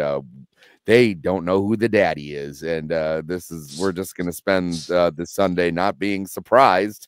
Well, I'm not going to be surprised when they both give birth to the Swamp Thing.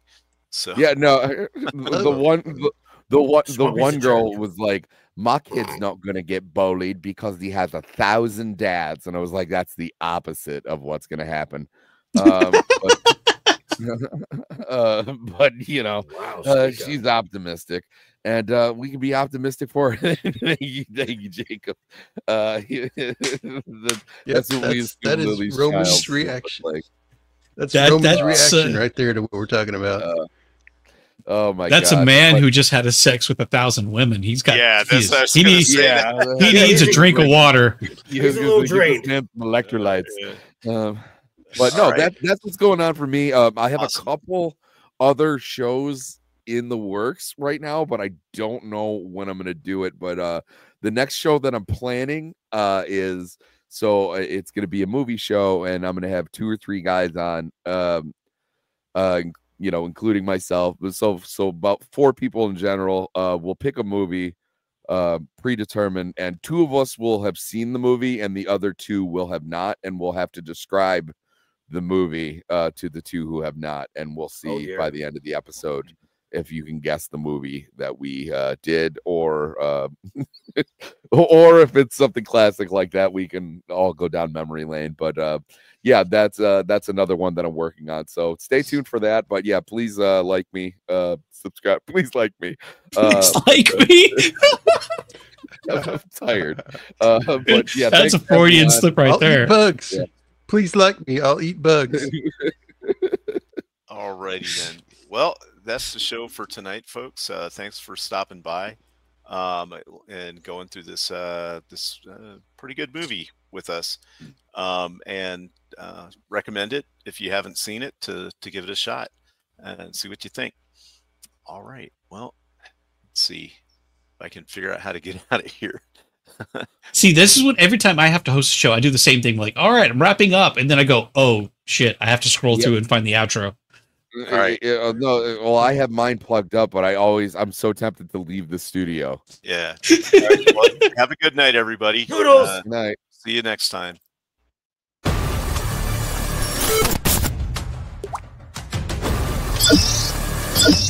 You